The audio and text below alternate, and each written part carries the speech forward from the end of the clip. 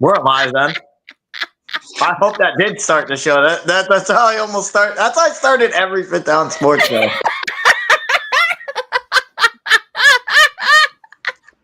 Boss, let's just go. I can't Let's stand just go. Let's do it. Son of a Can't do bitch. it. We'll do it live. Do it live. I'll write it and we'll do it live. Mister, will you please wake up, wake up, wake up, wake up, wake up?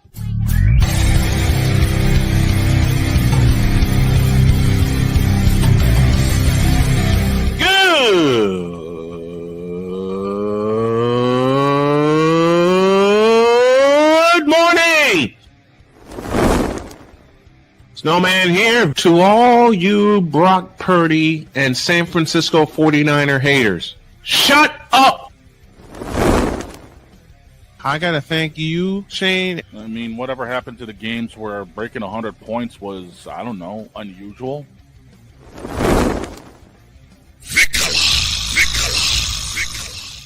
There was one word to sum up the All-Star weekend. Trays. Cause we take this job so serious. Splash Brothers, yes. Ray Allen, replace him with Steve Kerr. Reggie Miller, yeah.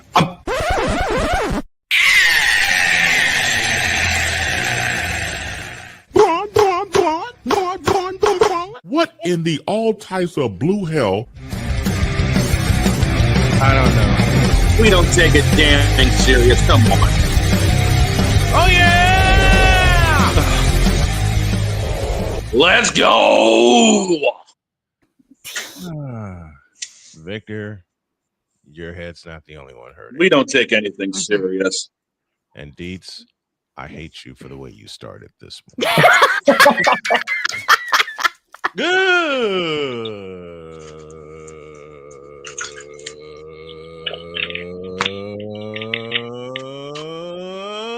morning, and welcome one and all to the fabulous, fantastic football Friday edition of Snowman in the Morning, brought to you by Black Cherry Dr. Pepper, the official drink of Chris Dietz. There we go. And it's also presented by Fanatics, officially licensed everything. Our spreads today for our picks presented by BetUS.com and by Wanna Parlay, the world's richest parlay. And I'm telling y'all right now, this afternoon, I'm going to make a whole bunch of commercials. I got a couple that I'm going to voice. We're also brought to you by Climb for Chris, a benefit event happening on March 1st, but we're doing a lot of fundraising now to help our brother Chris Hilliard fight back from a brain tumor. So he's getting some aggressive treatments right now. Dietz had a line in pre-show that summed up Thursday. I didn't watch a lick of football, and I loved it. Well, I mean, it's not. It wasn't by choice. It was, what do I watch? Do I watch the NFC South be the NFC South, or do I watch people make fun of the Gamer Awards? So I chose to watch people make fun of the Gamer Awards because they were absolutely hilarious. I was on a stream with a friend of mine, with a friend of ours, AB Media, and one of our buddies came in, and Discord was going crazy because we kept hearing all the alerts. Yeah. He was watching the Gamer Awards. I saw Discord for a couple of minutes, and it was going nuts. Meanwhile, Zanga, you know what? I only watched one play last night, two plays last night, and I was on AB's stream when it happened. The spike by Kirk Cousins and the walk-off field goal by Zane Gonzalez. And I went, son of a bitch, and I went to bed. Because for the second time, Kirk 2 Chainz Cousins proved me wrong, at least for this game. He ends with 373 yards, and the Falcons walk off, giving first place in the NFC South to, of all teams. Give me this button. I'm going to need it. And Dietz, I'm going to meet you for just a second. of all teams, the Carolina Panthers. But I get it. They're in first place. They're in first place for what, 3 days? Mm-hmm. I mean, Sunday's if they go back, if they lose on Sunday, they're back to where they started. Yep. But they're playing New Orleans, like that's going to happen. Right, Tampa Bay played New Orleans last week. They played New Orleans and they lost to them. But we got to throw some congratulations here. Y'all didn't see it this week because we were off. But the best mobile game, speaking of Gamer Awards, belongs to a game that we feature on Tuesdays here on the show. And that is Uma Musume.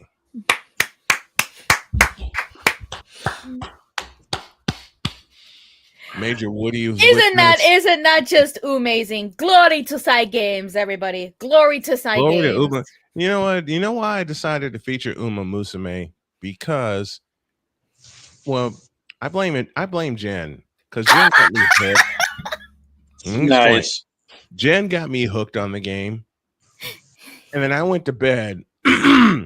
Neon Light Bright's with us. Major Woody's is a Broncos fan. But she says, you got to see this. I said, I don't want to see this. You got to see this. So my daughter from across the pond got me hooked on Uma Musume. And then old Snowman got an idea. And within a week, Uma Musume was here on the show. And the cast of characters loved it. Well, that timeline is blurred because I'm the one that told Jen, if you're not streaming Uma Musume, what are you doing? Yeah, but like I was streaming it on my channel first before bringing it here on Snowman in the Morning. Yeah. So, I said if you're not, I said you need to be streaming this game all the time because this game is awesome. It is awesome. And then Deeds opened his big ass mouth, messaged me and said, hey, Snowman, I got something for you. I said, what do you have for me? And he wrote Uma Tuesday. And then he said it on the air. And the brain went nuts again. It's like, how do we do this? And I do apologize for it not featuring this week. That is mostly my fault because instead of finishing El Condo Pasa's career, I was grinding comp on Marvel Rivals. Well, Jen asked me, no, change that. Jen begged me for an intro for Uma Tuesday. And I showed her only a part of it. And she kept saying, hey, when are you gonna have the intro for this? Don't worry, I'll have it. I don't care. And then I finally got to send him some stuff for it. So I found a whole video on YouTube of every cinematic cutscene from the game for him to watch and select what he wanted from it. I was kind of expecting like little bits of like from different stories. So you could have a bit of Major Doe McQueen, bit of Rice Shower, bit of Winning Ticket, a bit of Narita Bryan. But then I got creative. And then this happened.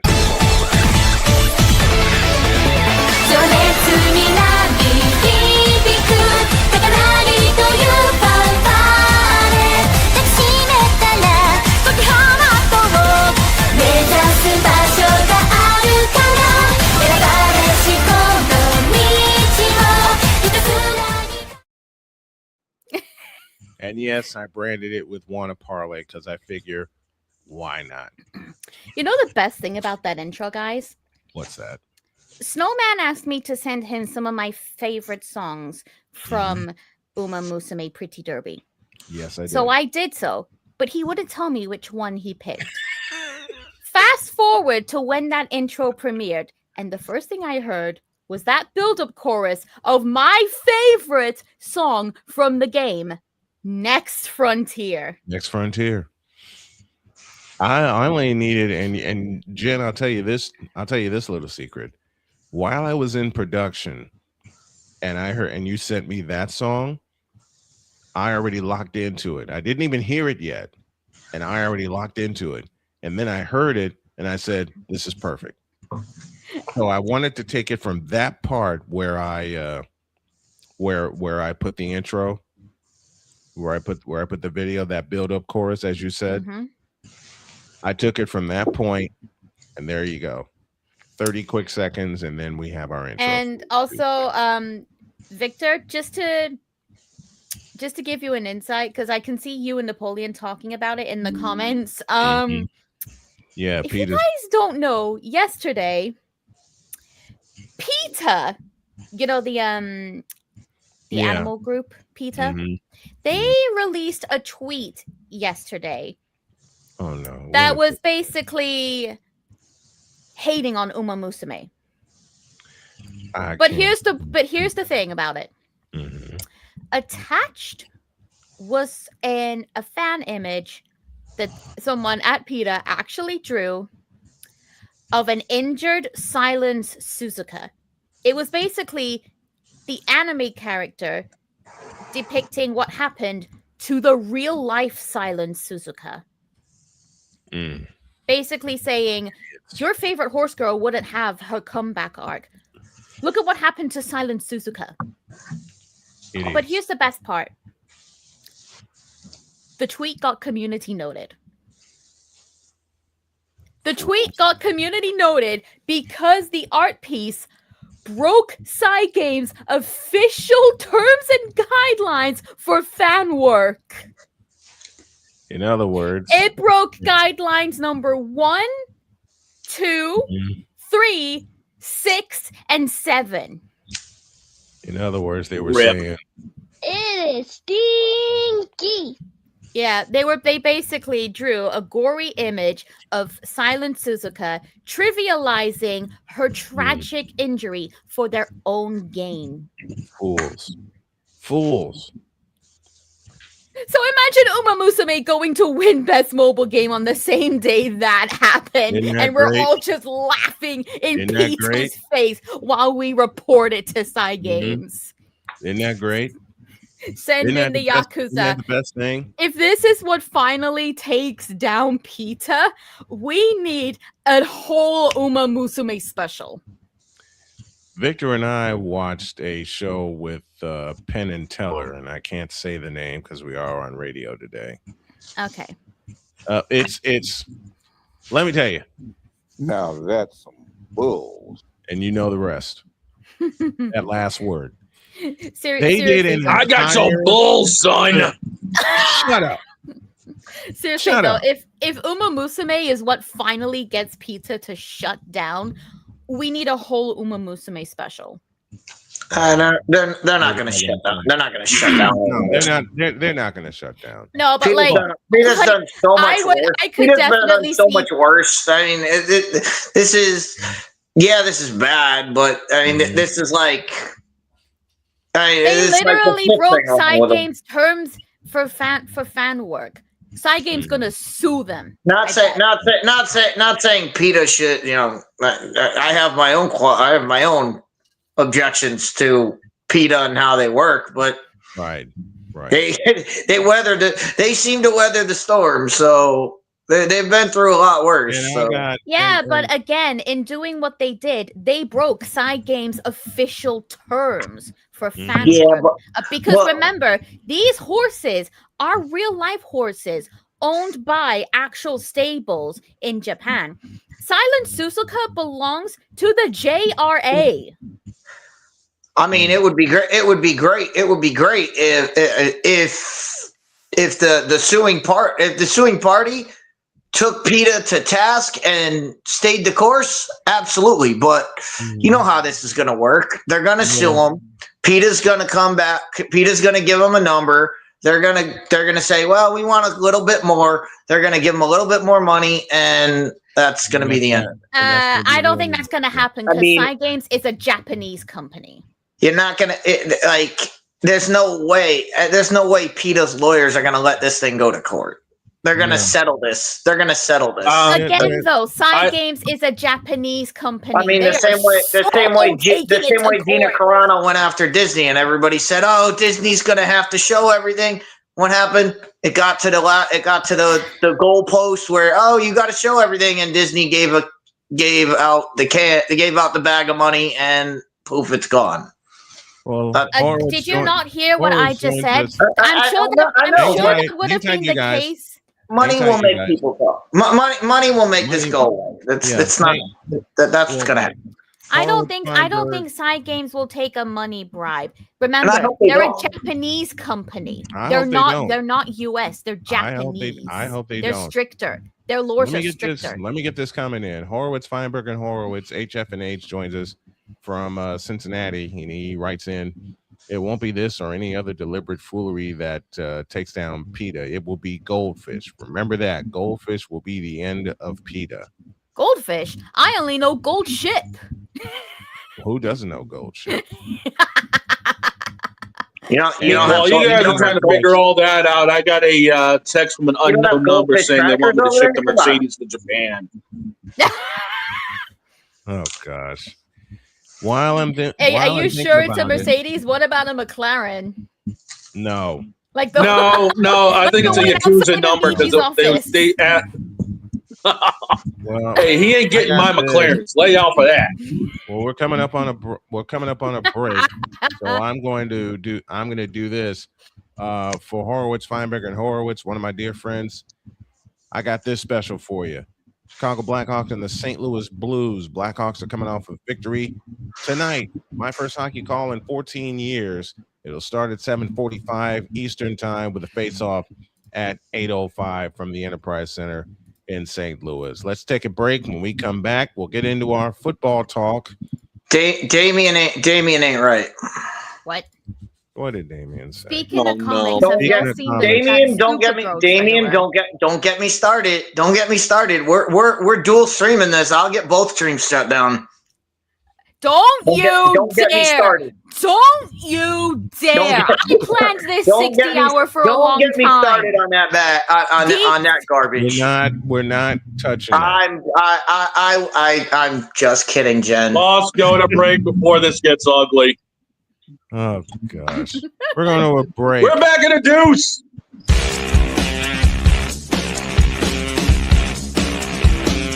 This is Snowman in the morning. Are you ready to upgrade your coffee game? Prepare for an invasion of flavor with Invader Coffee. It's the caffeinated elixir that fuels champions, the blend that pushes boundaries.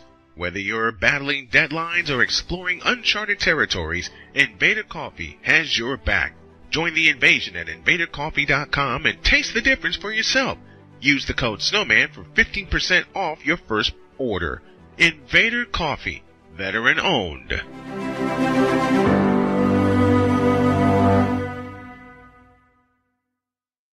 Race car drivers change lanes very fast, but with no outside mirrors. How come they don't crash? Introducing Angel View, the new wide-angle mirror that reduces blind spots. Angel View simply snaps over your car's rear view mirror, giving you a 160-degree view behind you.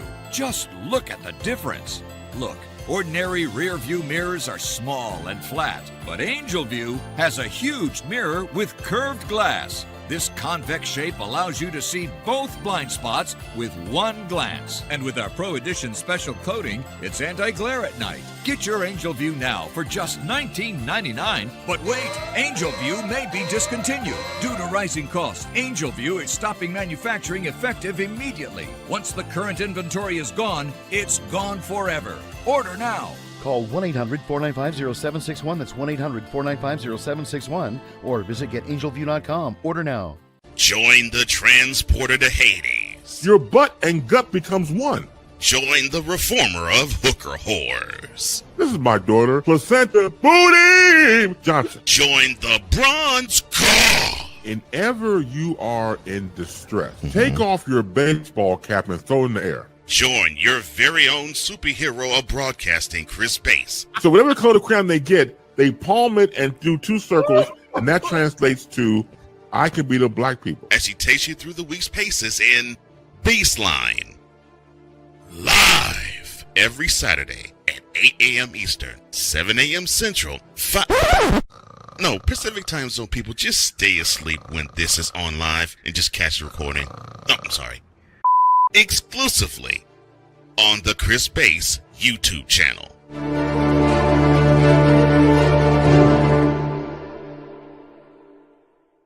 Cause we take this job so serious. And every time I saw the word king appear in a song, in the back of my head, I heard Ray Ray say, Kang. What in the all types of blue hell? This is Snowman in the Morning.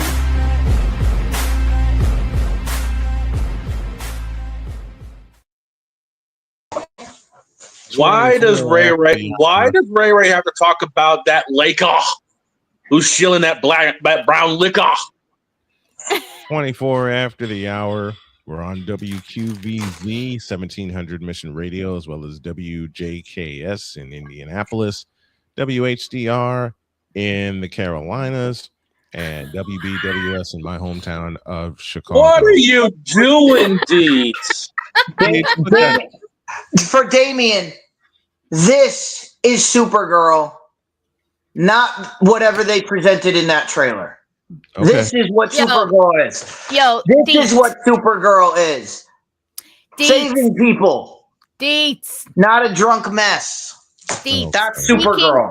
Deets. Speaking of Marvel, how do you feel about Sadie Sink being Jean Grey in the new Avengers film? She can't be worse than Sophie Turner, so. I mean, the role she's best known for is Max in Stranger Things. She can't mess it up. I mean, as long as they do the character right and they make Jean Grey who she is. I believe Sadie's gonna do a good job. Come on, it's Max from Stranger Things. She's gonna kill it. So I just got presented breakfast, and it's pumpkin bread. There we go. I love it. All right. I have something to say about Sharon Moore, and I'm going to encase it in a few things. Because Sharon Moore is our dolt of the week.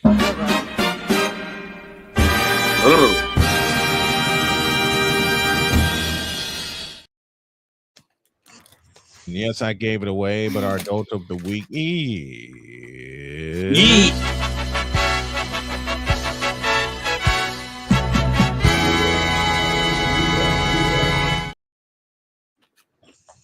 Sharon Moore.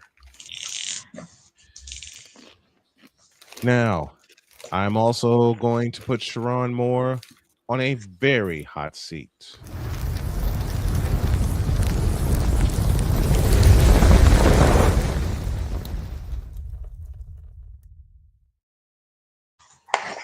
Now, give me this doggone camera. Sharon Moore, you're an idiot. You're a fool. You're stupid. And there are about 100 other words I can put to it, but I'm not going to.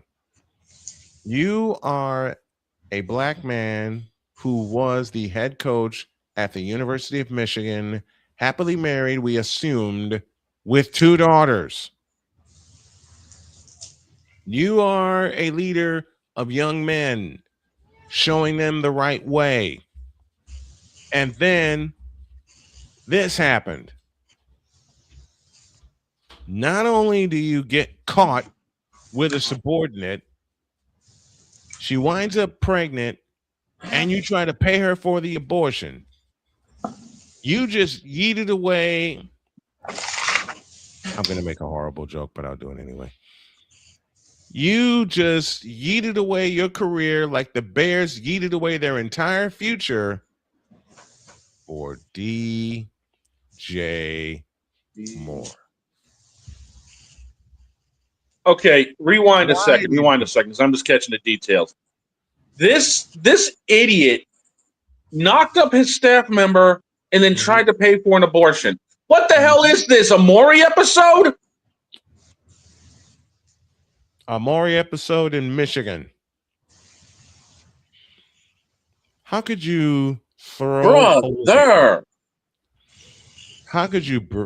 away your entire career? More to the point, how can you throw away your life for something that stupid?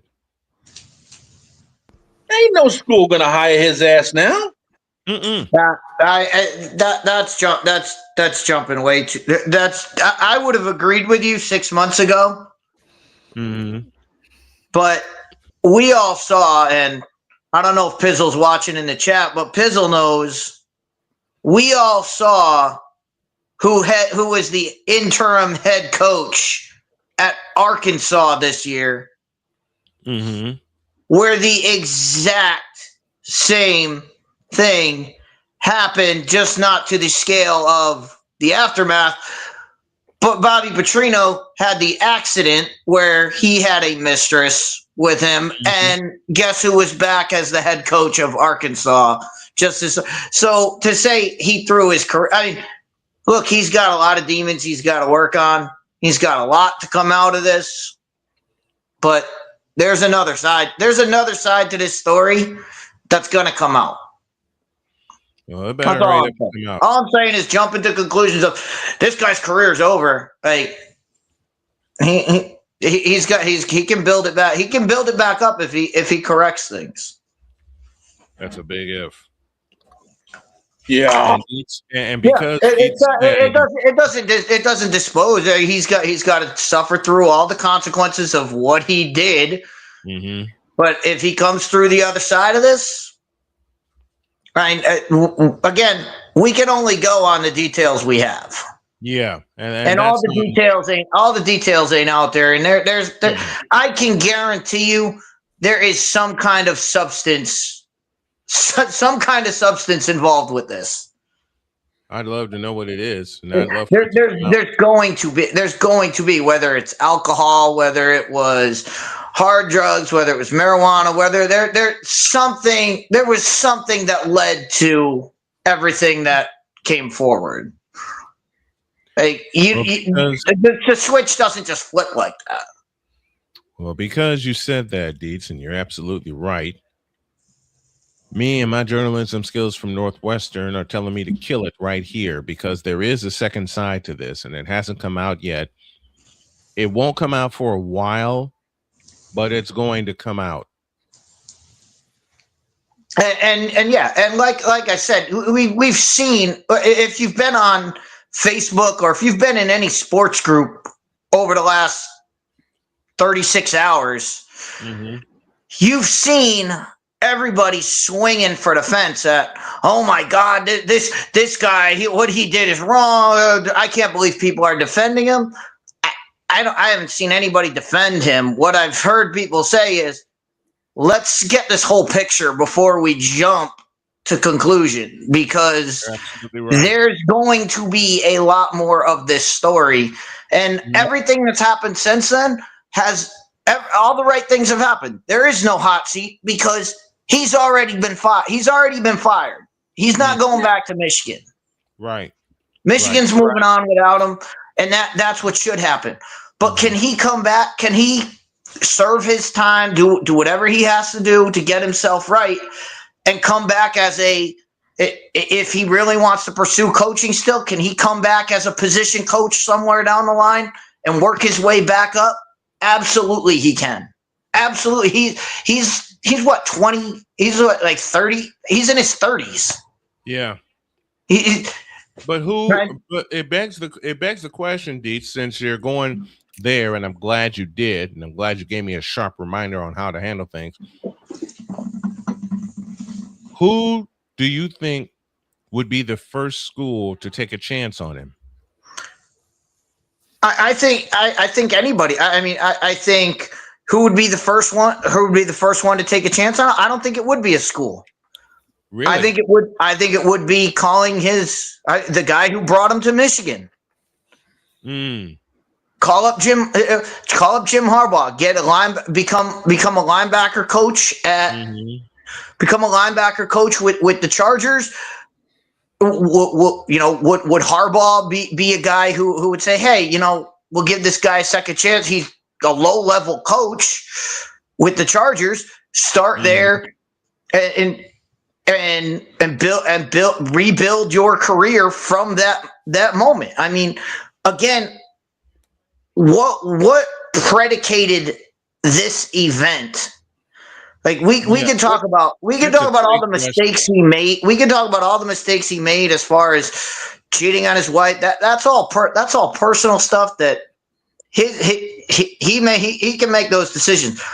But I'm talking about the overall bigger things of going to an assistant's house and taking him by knife and all of that.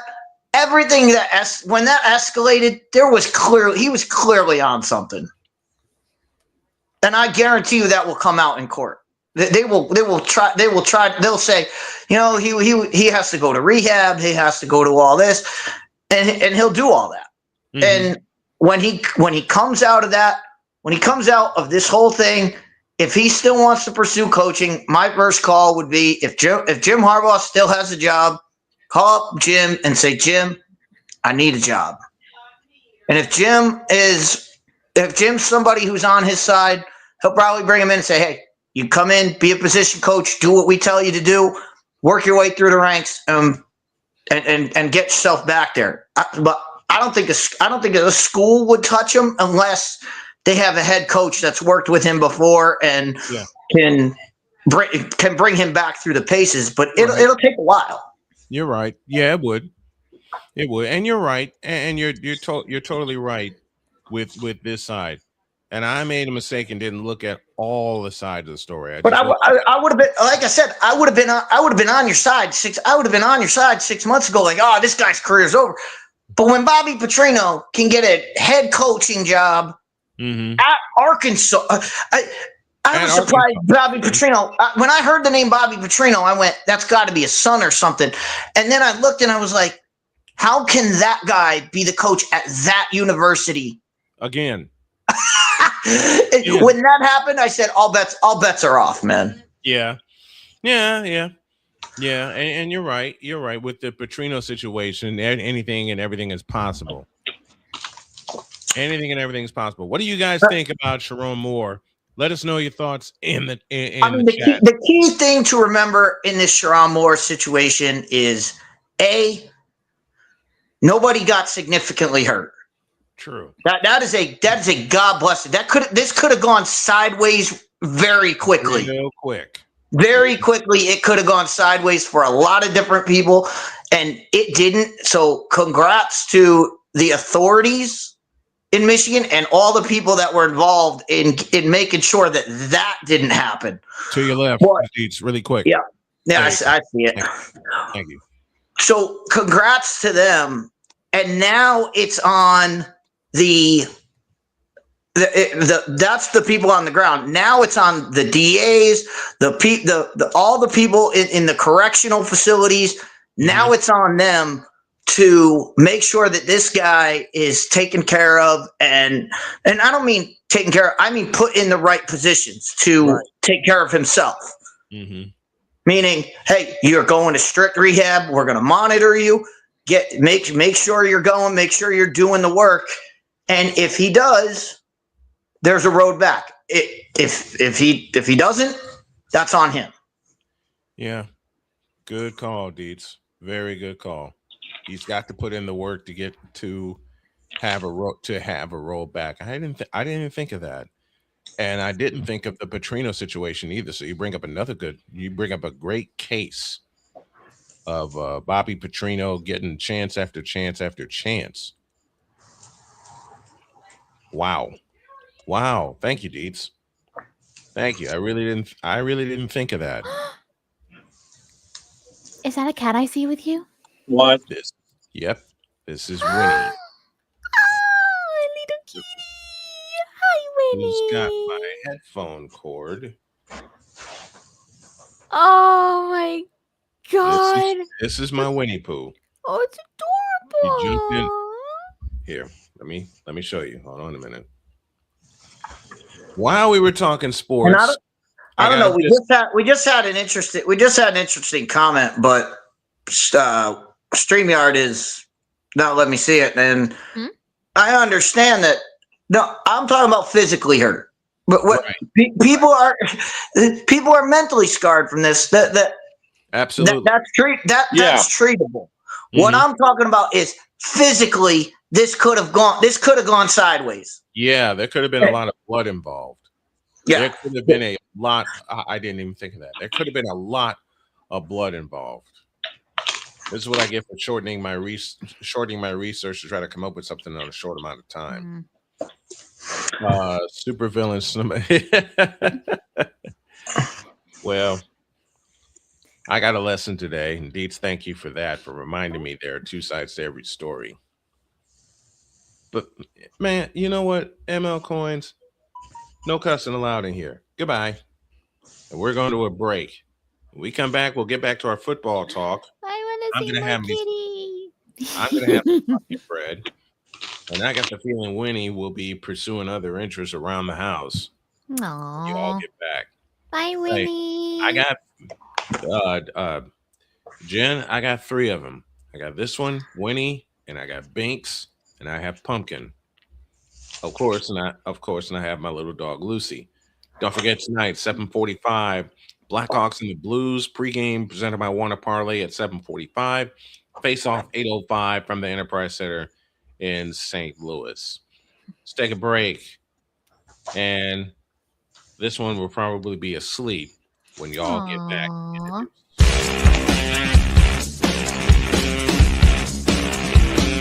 This is Snowman in the Morning.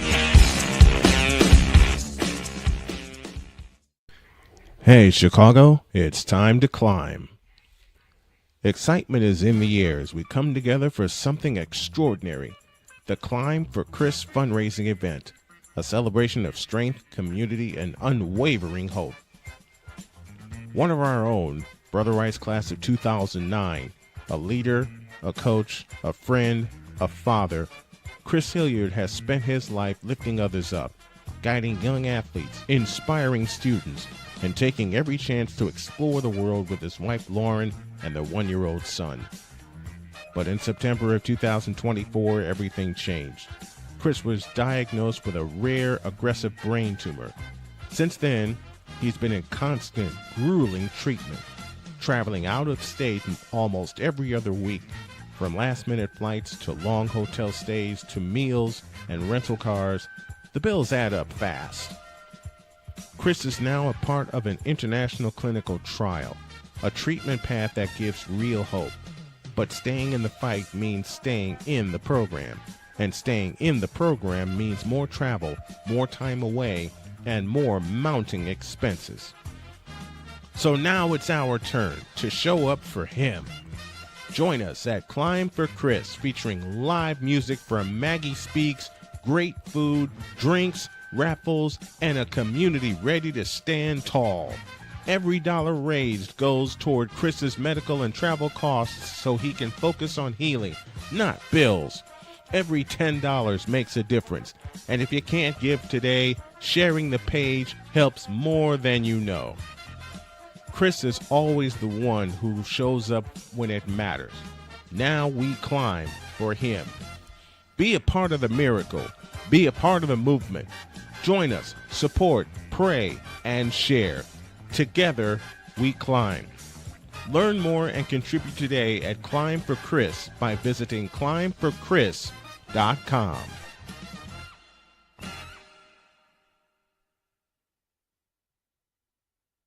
Mister, how do you operate this Twitter thing or this Instagram thing or whatever the heck?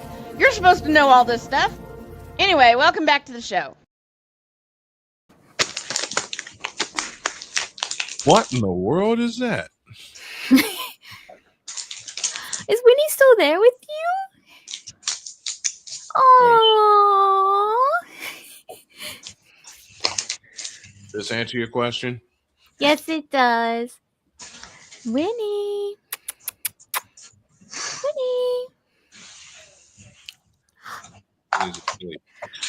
He's asleep. I don't know how this cat does this. I got a limited space, and she just hops in my lap. Binks does the same thing.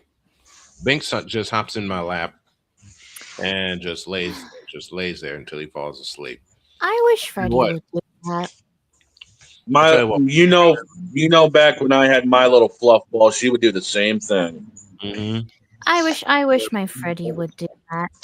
Curly always did. But I got 3 of them now, and one afternoon, all of them took their turns sleeping on my lap when I was asleep in my office. Aww. I leaned back in this chair. I zonked out. You getting ready to go, Winnie? Bye, Winnie. Or are you staying here? Okay, she's going. Okay. I think she heard Mama's voice. But what happened was I fell asleep here in the office, and I felt Binks jump on my chest. I opened my eyes. I saw Binks. I fell back to sleep. I wake up about an hour later, and I still feel paws across my chest, but it wasn't Binks. It was Winnie. I don't know how that happened. And to go back to our leadoff subject, and I come to the dog for this. Yo. How the hell did the Falcons beat the Buccaneers? The Buccaneers, and you. Well, Tampa has been 1-5 in the last 6 games, and Baker Mayfield turned into Baker. Baker turned into a faker. Yep, that was the stat I was going for. 1-5 in their last 6 games.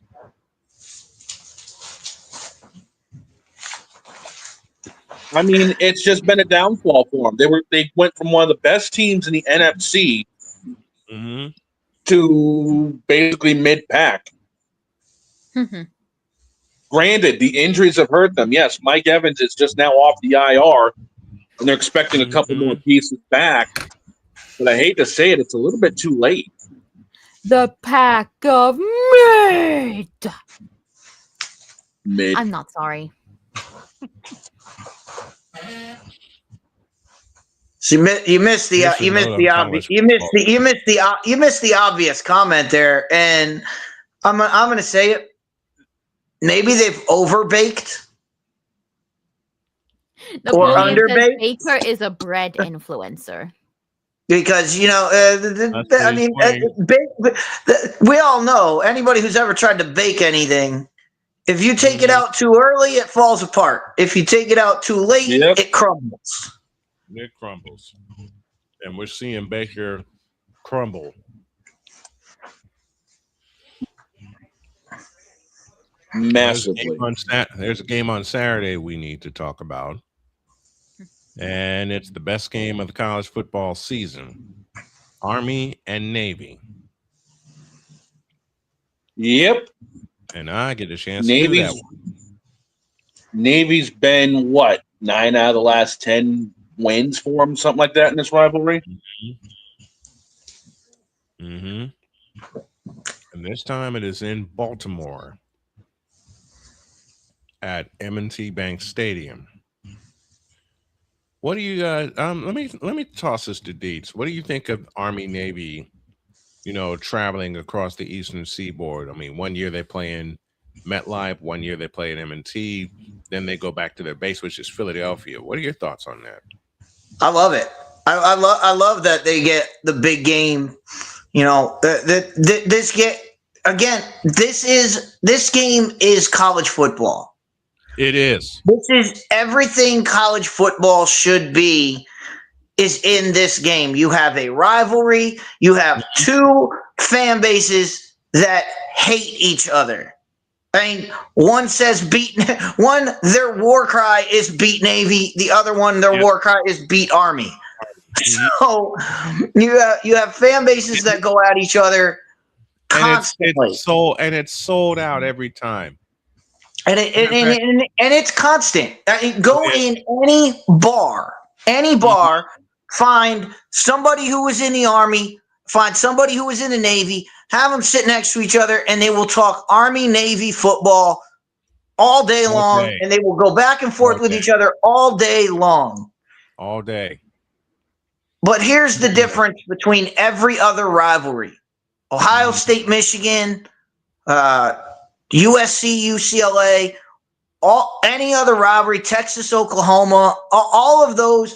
At the end of the day, those two, they go, all of them, they go their separate ways. Oklahoma goes back to its Oklahoma quarter, and Texas goes back to Texas in their corner, and then they don't come back until they meet next year. You watch an Army-Navy game, and if you watch it with people who are Army-Navy, at the end of the game, they shake hands. And this happens between the fans. I'm not talking about the players. I'm talking about the fans. They shake hands. They look at each other and say, man, that was a great game. Let's do it again next year. And that's how it should. That's how it should be. That's how this should be. Like, this is football, guys. It's not the end of the world. Right. At the end of this game, everybody comes together. They play the school anthems. Every single player is lined up and has their helmet off, stands at attention, and lets the other team play their anthem. Then they go and they run to the winning side. They let the winners do their thing, and everybody does the same thing. They stand at attention. They let the anthem play. Then they celebrate, and that's it. And everybody looks at each other and says, "Hey." The seniors look at each other and say, "You know what? For the next 4 years, you're now on my team. We're on the same team now, so we're not going to disrespect each other." And that's how it should be. That's how all of these games should be. I agree. Next year they go to East Rutherford, MetLife Stadium, which means they'll have to expand it, and then 2027 goes back to its base in Philadelphia, Lincoln Financial Field. But one of the games, when I do my stadium tour and my TED Talk tour, yes, I'm planning it, I want to see an Army-Navy game live. I mean, I'm going to call this one, but I'll be here in studio. I want to do an Army-Navy game live in the stadium. If you're a college football fan and Army-Navy's not on your bucket list, you're not a true college football. You're a fan of your college. You're not a fan of college football. If you're a fan of college football, Army-Navy is an experience everybody should want to have. I want that experience. I want to see Army-Navy live wherever they play it.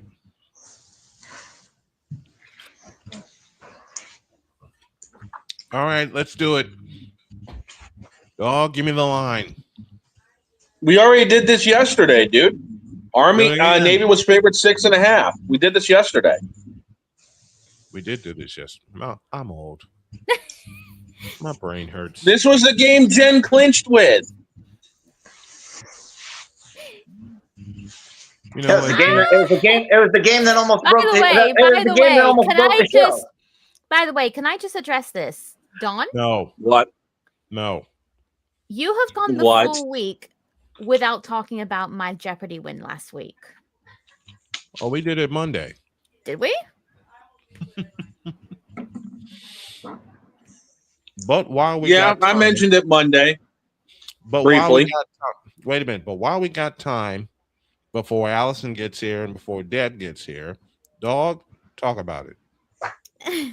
Oh, you mean besides the fact that this one went absolutely domination mode and put a record up?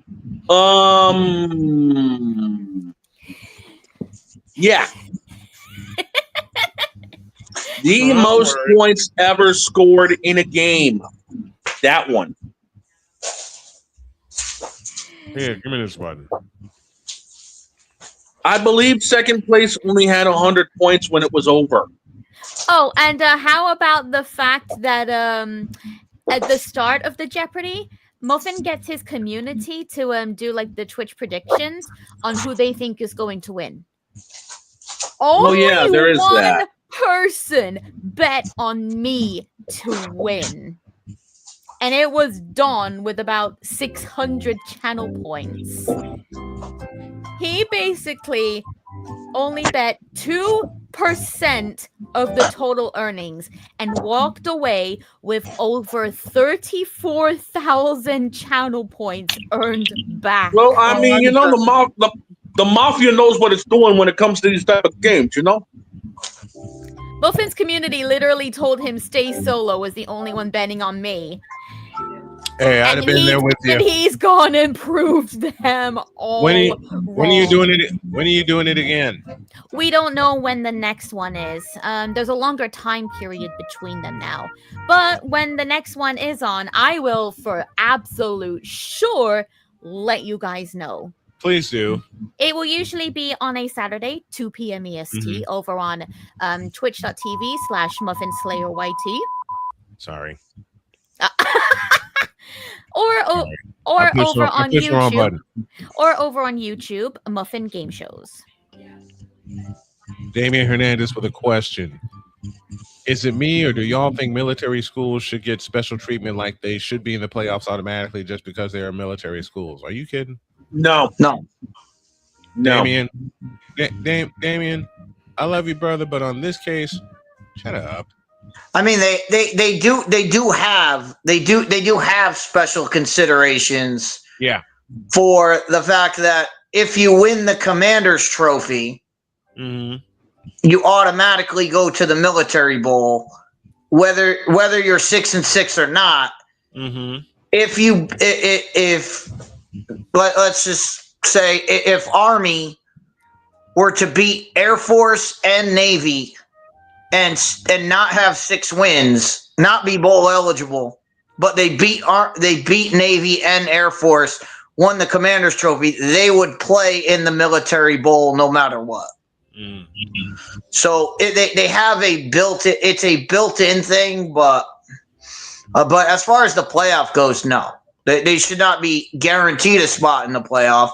Now, Navy got their chance hijacked, but we don't know for reasons that are still unknown. But yeah, so there are mechanisms for that, and that's why this game does matter, because if Army does win, they're going to a significant bowl game, and Navy will still get in a bowl game.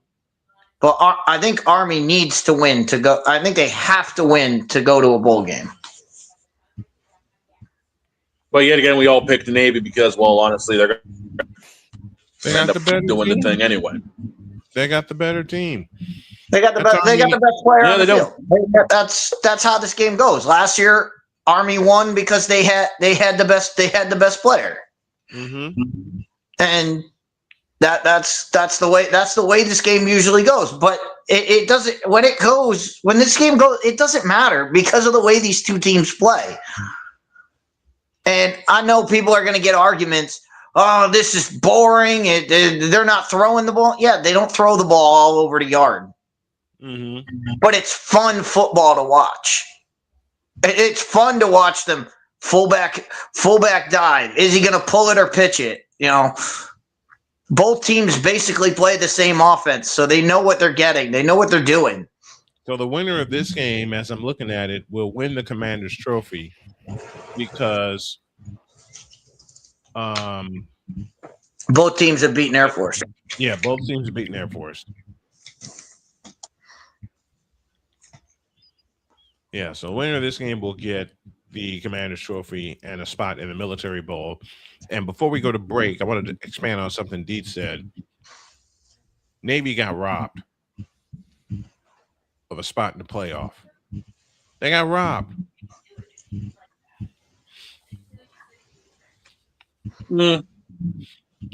I could see that. To the comments. But yet again, it's the NCAA Grey Wigs doing their damnedest. To the Fanatics feedback zone we go. HF and H says no, they will refuse out of principle alone. Very true. Military academies pride themselves on military discipline, academic performance, and athletic ability. Geez, shouldn't that be the way everybody works? Damian Hernandez says, I don't see why they should be in if Bama can get in every year, in my opinion. If Bama can get special treatment, military schools should too. Bama didn't get special treatment. Bama doesn't get special treatment. They didn't get in last year. but Bama earned their way in this year by people that say Alabama shouldn't be in. Alabama beat Georgia, Alabama beat Georgia in Athens. That matters. Yeah, they beat Georgia between the hedges. And their only other loss was week 1 to Florida State, and the other one was to Oklahoma. Who they and see. They get to play Oklahoma in the first round. They lost to Florida State in week 1. They beat Georgia. Then they lost to Oklahoma. They lost to Oklahoma. And then they lost to Georgia in the SEC championship game. Yeah, I say they play their way in. If you beat Georgia between the hedges, you got a major victory. And that was on their side when the selections were made. And on top of that, Alabama gets to see Oklahoma next Friday. That's going to be fun. And I'm putting the headset on for that one. And I'm also putting the headset on for this. For the first time, I get to call Army, Navy. I'll do it here in the studio. 3 o'clock is the start time. 3:10 is the kickoff. Join us for that. We'll take a break. And when y'all get back, it's week 15 of the NFL season. Jen has already kicked our asses. And she's going to kick our ass again this week. I mean, at this point, she's +3 over the magic number with like 4 weeks left. What's left there? What is there left to do? So a rookie, a newbie, who not just kicked our asses, but took me off the top as the defending champion. Don't hate the player, hate the game. So as I said, I began this joke, and I hope to make Jen laugh when I say this. A newbie, a person who claims she didn't know football. Wait, give me this button here. What? Give me this button. She claims she didn't know football. That's a lie. What? I'm not lying. Good, you're laughing. You're laughing. That's all I wanted. And to complete the joke, Jen not knowing football. That's a lie. No, seriously, I don't. I know you don't. I'm messing with you. Yeah, you know and to continue to mess with Jen and to make her laugh, and to make her laugh, you know, Jen pulled one of my tricks. She just snuck in and said, "Glass." Pretty much. What I want to say right now, I can't say because of radio. I had to mess with you, Jen. I had to mess with you. She doesn't know football. That's a lie. Come on, man. You know what Jen? You know what Jen did? She snuck in here and said, "Hey, I want to make picks with you guys." Okay. Then she wanted to whipping our asses, and we're all wondering, what are we doing? And I found those 2 parts from the Cowboys game that Dietz did with Victor. And if I get the chance, I'm going to cut him today and put him into a bumper. Dak to throw. Looking, and he throws it to, oh, Jesus Christ. Put somebody in the middle of the doggone field. It's not hard. The funny thing is that's me. That's not even me calling a game. That is just me watching a game. Mm-hmm. Like that's me every Sunday watching a game. And even if the Cowboys aren't involved, I'm looking at them like, and people will be like, "Why do you care about this? You're a Cowboys fan." I'm like, "Because it's in front of me." Mm-hmm. I'm like, I don't know. It's just, I want to watch good. I want to watch good football. Not like when I see people playing bad, I'm like, why? Why are you doing this? Damien, you need to be nice. We know Bronny doesn't know how to play basketball, but Jen's becoming a sports expert hanging around us.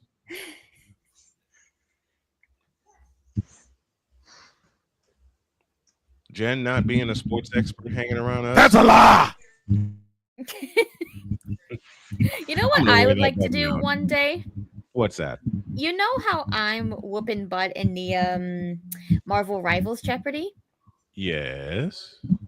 What if I organized an Uma Musume Jeopardy for you guys? But I will make it easy topics. That's a lie. Don't trust me on it, okay? Trust me. I know you guys are beginners to the game and the franchise. I will make the questions quite easy. You make the easy topics for us. That's a lie. Kicking our ass in football picks. That's a lie. I'm gonna wear that button out. We'll see. Just like dog believing the Bruins have a chance. Yeah, you are. That's a lie. Just like. Ow! Did you hit yourself in the head again? The dog tossing his notebook and not hitting himself. That's a lie.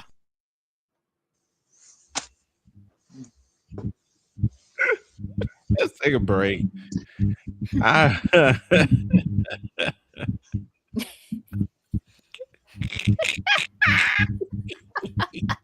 What did my Bruins do to you?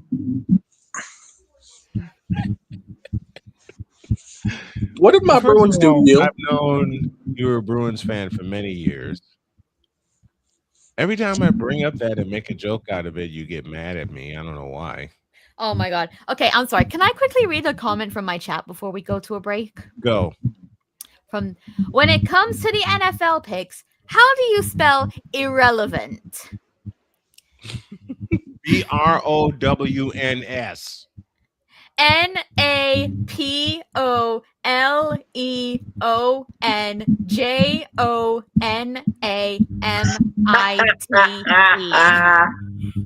And that comes from Napoleon himself. We got. I mean, at this point, the only two people battling are you and the boss. The rest of us are irrelevant. We got a break. Irrelevant. DONDAWGFATHER. To go from the champ to irrelevant. Now I know how LeBron feels. We got a break. And we got Allison Moran when y'all get back. Hour 2 after this.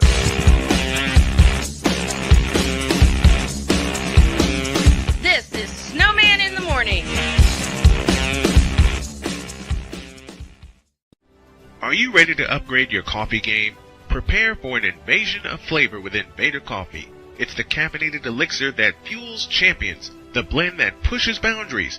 Whether you're battling deadlines or exploring uncharted territories, Invader Coffee has your back. Join the invasion at invadercoffee.com and taste the difference for yourself. Use the code SNOWMAN for 15% off your first order. Invader Coffee, veteran owned.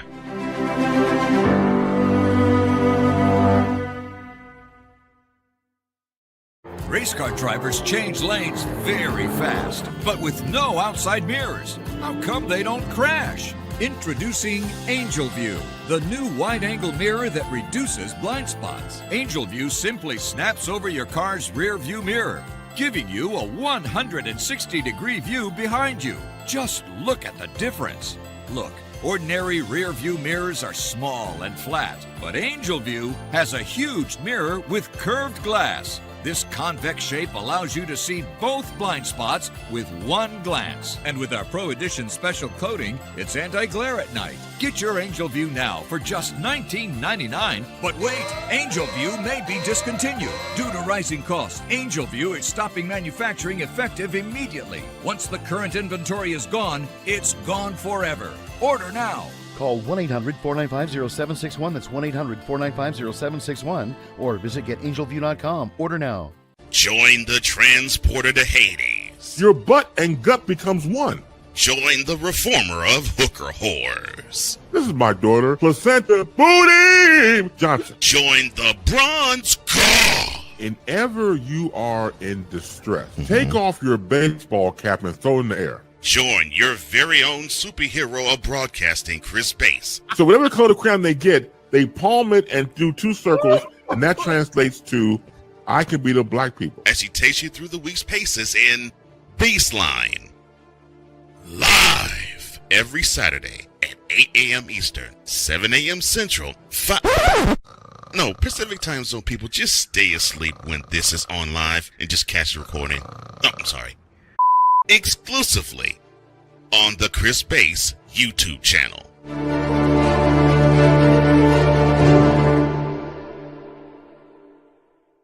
Cause we take this job so serious.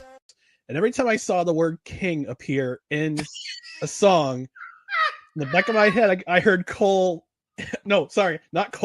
Ray Ray say, Kang. What in the all types of blue hell? This is Snowman in the Morning.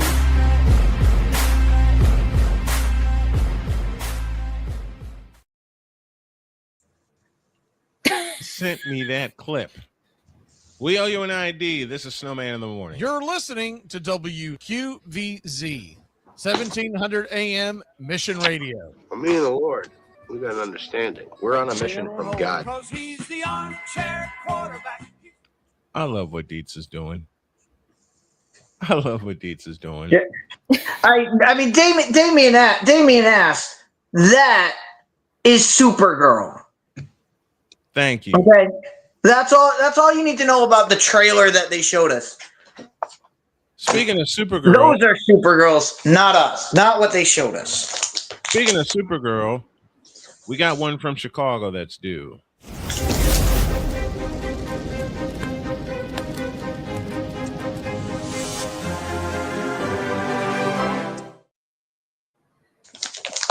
Here's Allie. How are you, my dear? I am doing well. Waiting for the frozen tundra to start in Chicago. How is the recovery process going for you?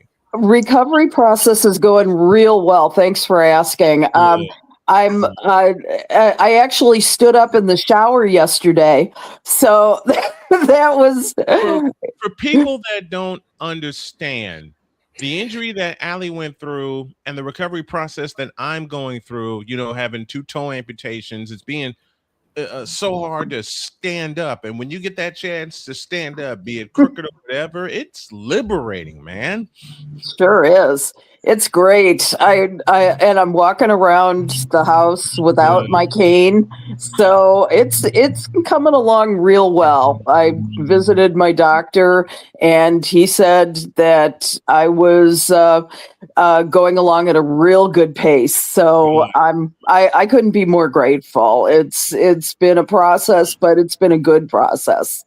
Well, we are grateful for you. Aww. And I will make this official, even though you already knew one of the worst kept secrets of Snowman in the Morning.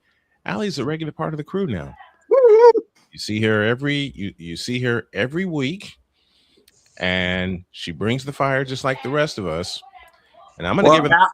Allie's got stronger legs to stand on than the WNBA does in their negotiations,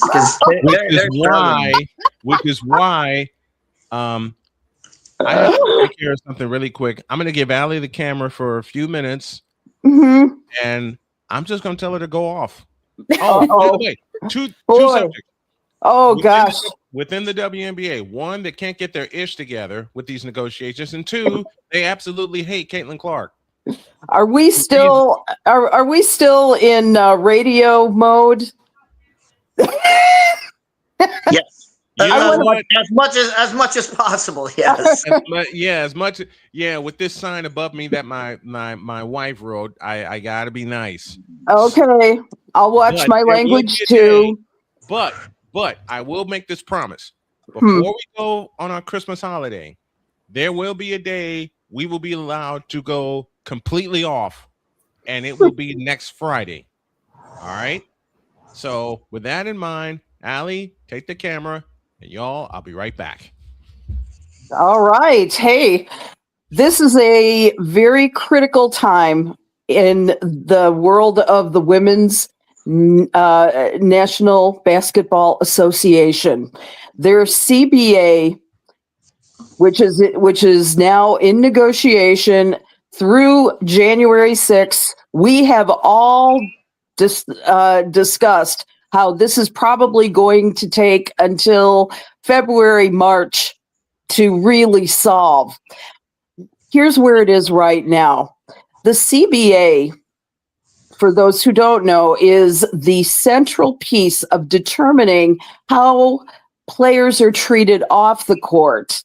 Let me give you an example. Until 2024, the WNBA did not provide athletes with chartered flights, as does the NBA, as does almost every other league that isn't minor league. Okay? Cost-saving measures have often prevailed in this league over calls for improving player recovery and well-being. Okay? The change in the chartered flights was motivated by Brittany Griner's detainment in Russia. If you can imagine, she was in Russia for, what was it, almost a year. And she had been flying on a commercial flight with some marijuana. No reason,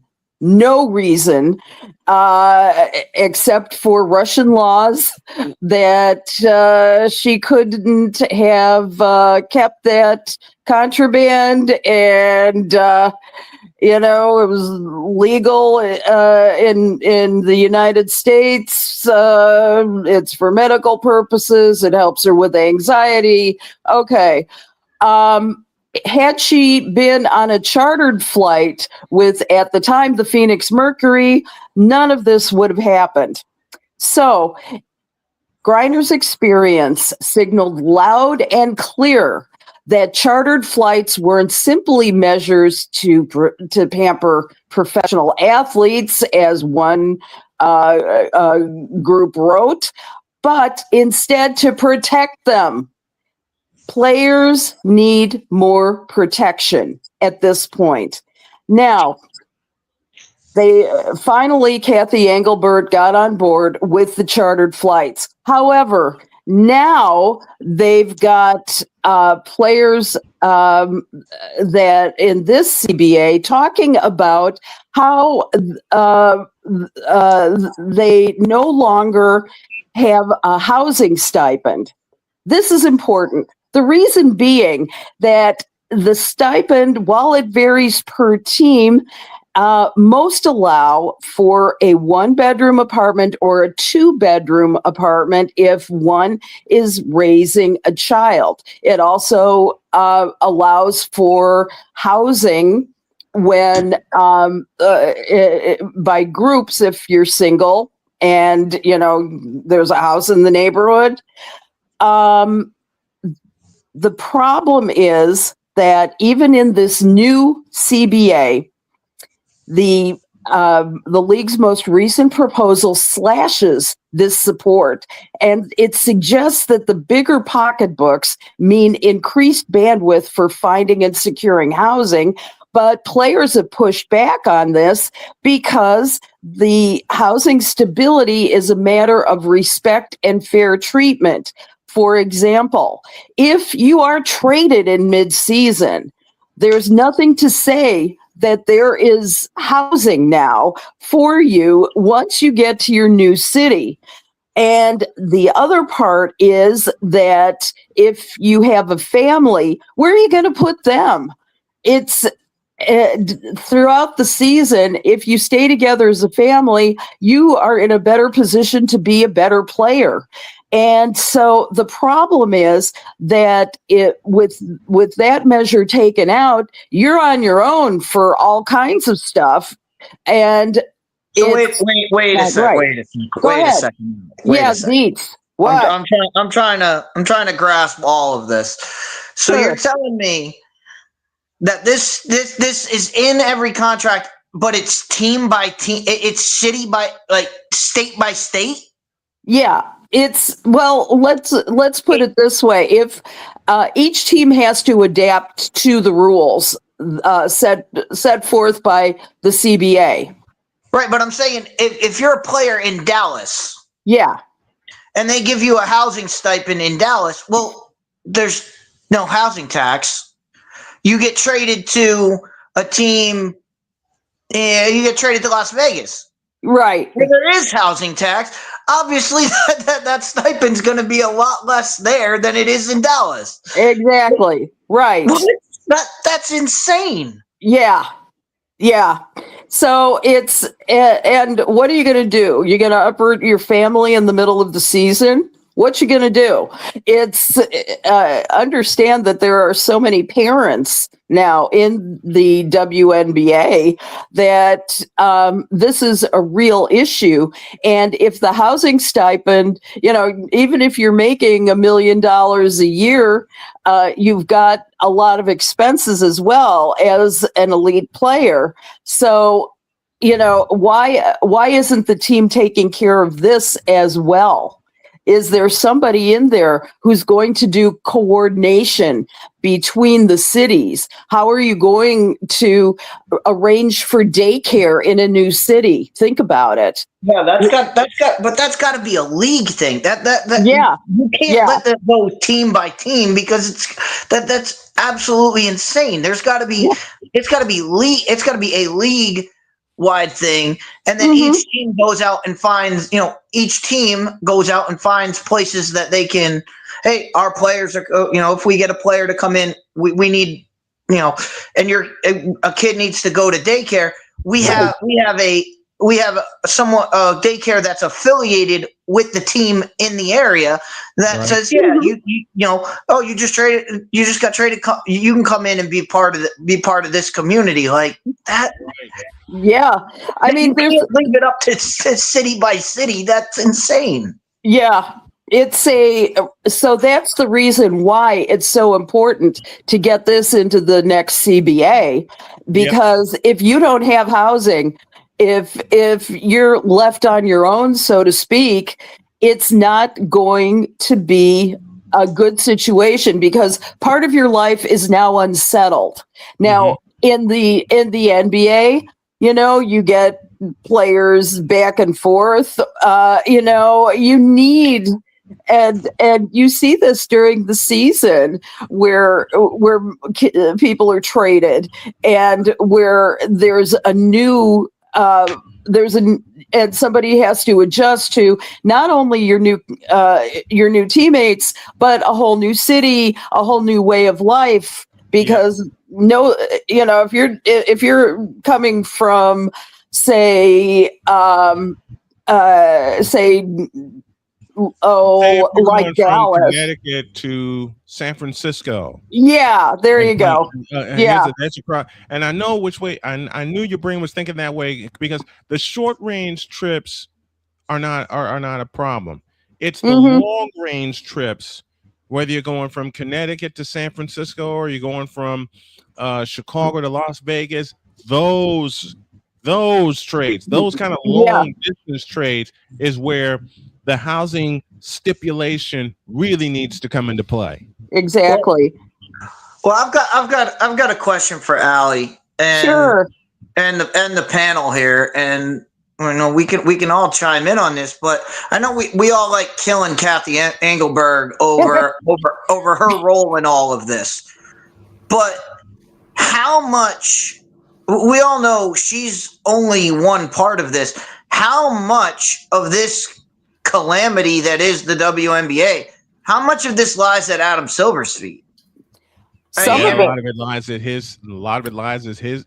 his feet because he's continuing to fund the WNBA. And has there been any discussion of how much is he and the NBA office at whole? How much are they involved in saying get your house in order? Yeah, they are. Well, ultimately, the responsibility falls on Adam Silver. This is his baby as much as it was David Stern's baby. And it's And so it is going to be very important to put player well-being at the very center of these negotiations. And if anybody in the player representatives, NECA, for example, needs to make a much stronger case for leaving this housing in.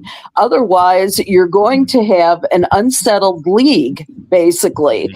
One of the things that makes the NBA great is that they've got somebody who coordinates all this stuff. And I think it's left up to each individual team to get their players situated properly. Yep. Right. And the staffs are much smaller. They're overworked and underpaid as it is. And so the league has to really decide which way they're going to go on this. Do they want to keep the WNBA as a quote, a minor league team, so to speak, where you've got this where you don't have the best interests of the players at heart, where so much is reliant upon them to make these arrangements for themselves. That's extra stress. That takes time away from the real business at hand, which is to be a championship.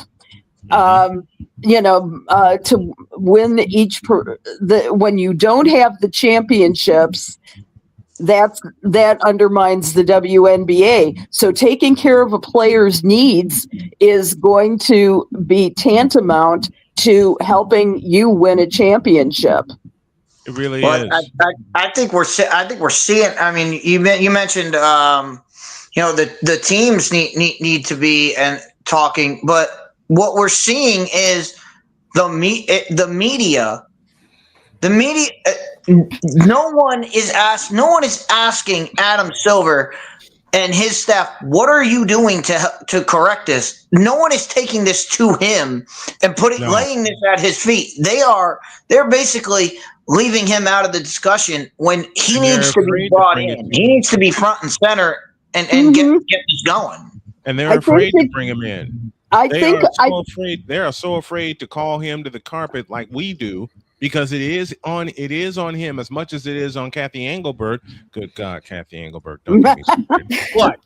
You're talking about the boss. You want to look good to your boss, right? Exactly. And Kathy Engelbert is pretty much fighting for her life right now. Oh, yeah.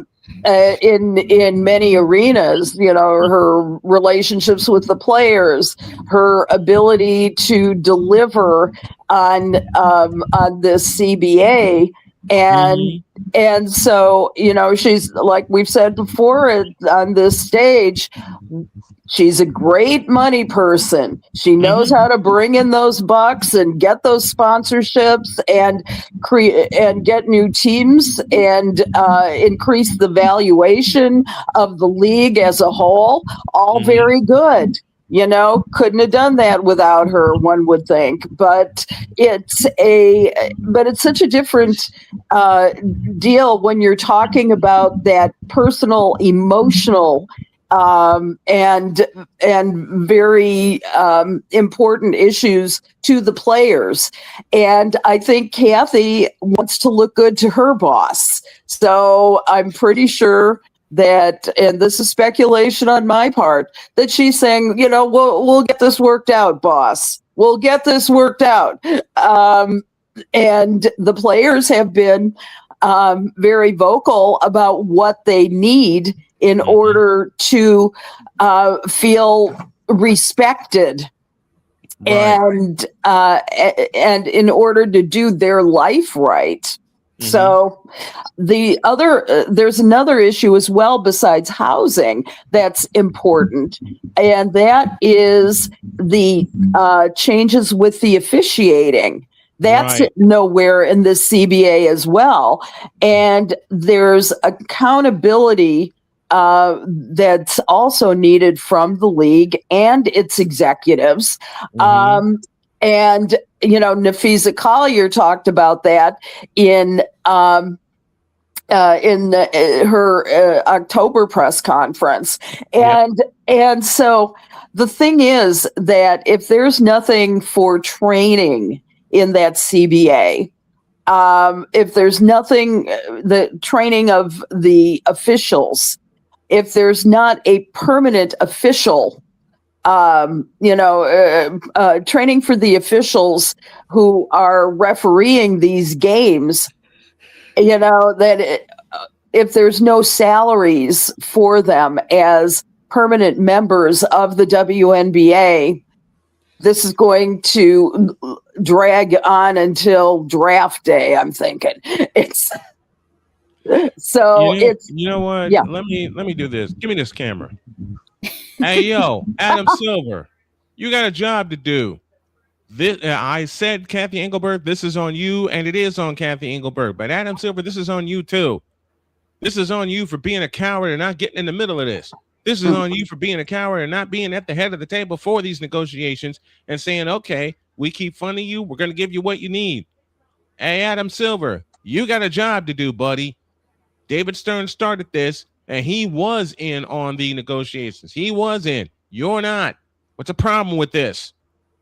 Do we have to rewind back to your handling of the Steve Ballmer situation in 2014 with the Clippers?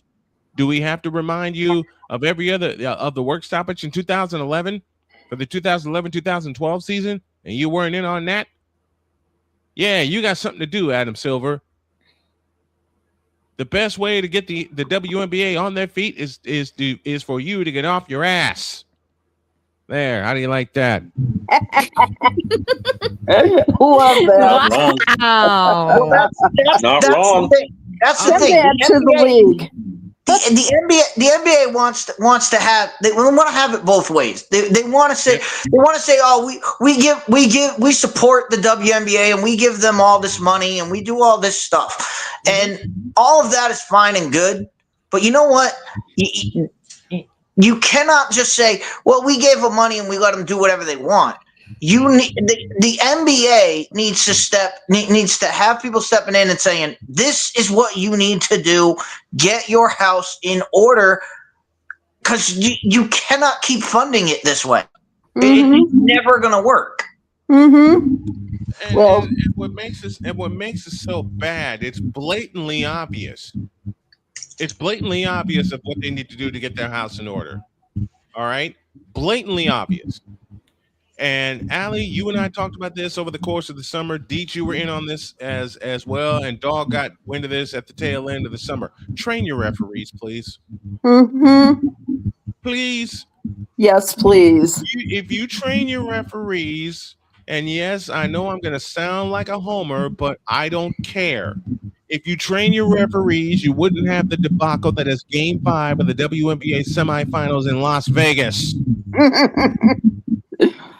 That's right. Find the lie. Yes. Find the lie. And I'm going back to that. And I've had so many people saying, "Why are you going back to that? The game is over." Take a look at the foul they called on Aaliyah Boston in Game 5. Take a look at her 6th foul. It wasn't a foul. Matter of fact, the last 3 fouls that she caught triggered 3 Las Vegas runs, and they wound up winning the darn thing. And it goes back to what Allie said. Train your referees. Get them in workshops, intense workshops. Period. Not just this 3-day thing that they're doing right now. And the thing is, remember the other thing I said a while back was that the NBA considers the officials that referee the WNBA as a training ground for the NBA. So if they get good at their refereeing jobs, they're going to be transferred. And what is the WNBA going to be left with at that time? So I have no patience for that, because that means that you're looking at at the WNBA as a lesser light than the NBA, and that's unacceptable to my world. It's unacceptable to my world. Also, I think Dietz has a thought. We'll let him come in. Dietz. Well, that's gonna be the next thing, Allie, is these official. You need to have officials. For the NFL, you have a crew chief. Yes. Your crew chiefs need to be the most experienced. If you're using this as a ground for people to move up, well, you're moving the most experienced guys up the ranks. You're not gonna be left with crew chiefs that know what they're doing. So the next thing that's gonna come after this is gonna be the officials saying, well, now we want to get our bag. And you're going to have what happened in the NFL where they had replacement refs, and we know how that went. I remember that very well. So if they don't get this in line now, down the road, it's going to get worse. Yes. The Fail Mary in Seattle, 2012. I don't need to explain that one. I watched it happen. Let me, Dietz, just give me a signal when you're ready. I watched it happen, and I went, what? Because that was clearly an interception. You're going to have replacement referees in the WNBA. Good God, don't put that thought in my head. Oh, my goodness. All right, we got to take a break. We're waiting on Deb. She's at the eye doctor right now, but we got some picks to make for week 15, and we're going to race through those when we come back. But don't forget, and Allie, this one's for you.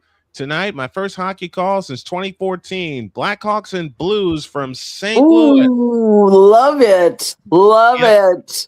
And what fun. I've hated the Blues since I've been involved in hockey. Good. And my first favorite team was the Edmonton Oilers, and then I became a Blackhawks fan in '85. And one name I can mention that was my favorite Blackhawk at the time, Dennis Savard. Spinorama. Yep. Love Dennis Spinorama. Savard, Dennis Savard, Doug Wilson, and all the boys. Let me take a break. We got our picks for week 15 when you all get back.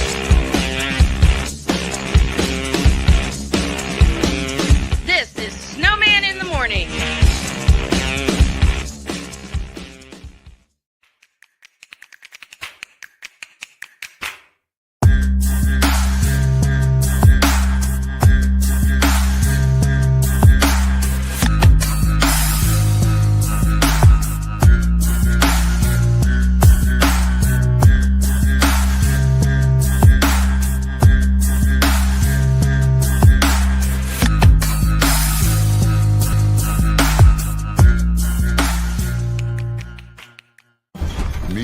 The Scan, a simple procedure whose mission is to detect lung cancer early.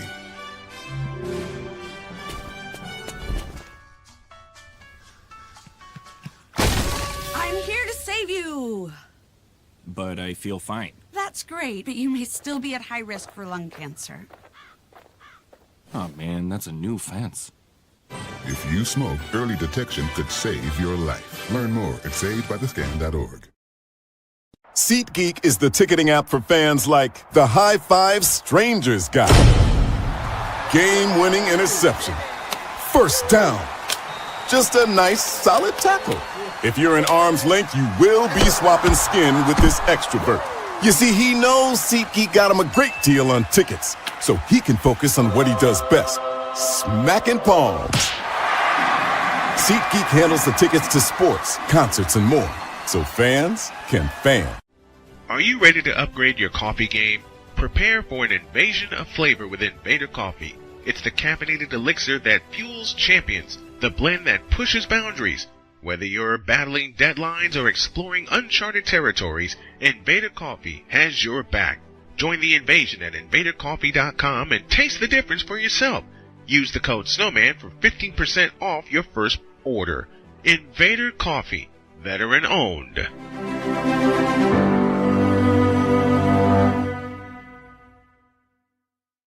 Hey everybody, Snowman here. Looking for the best way to experience live events? Well, SeatGeek has you covered.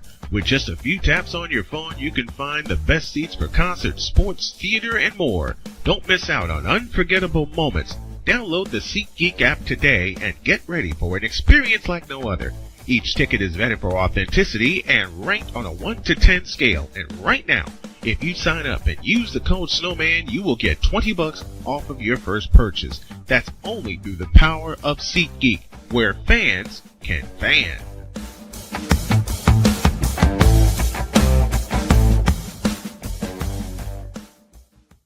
Cause we take this job so serious. And Father O'Shaughnessy need to go to hell. That's what he needs. What did Father O'Shaughnessy do? I quit. We're done here. I'm done. We're out of here. What in the all types of blue hell? This is Snowman in the Morning.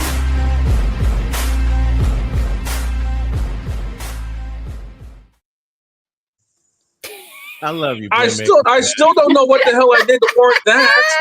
I love you, Playmaker, for that.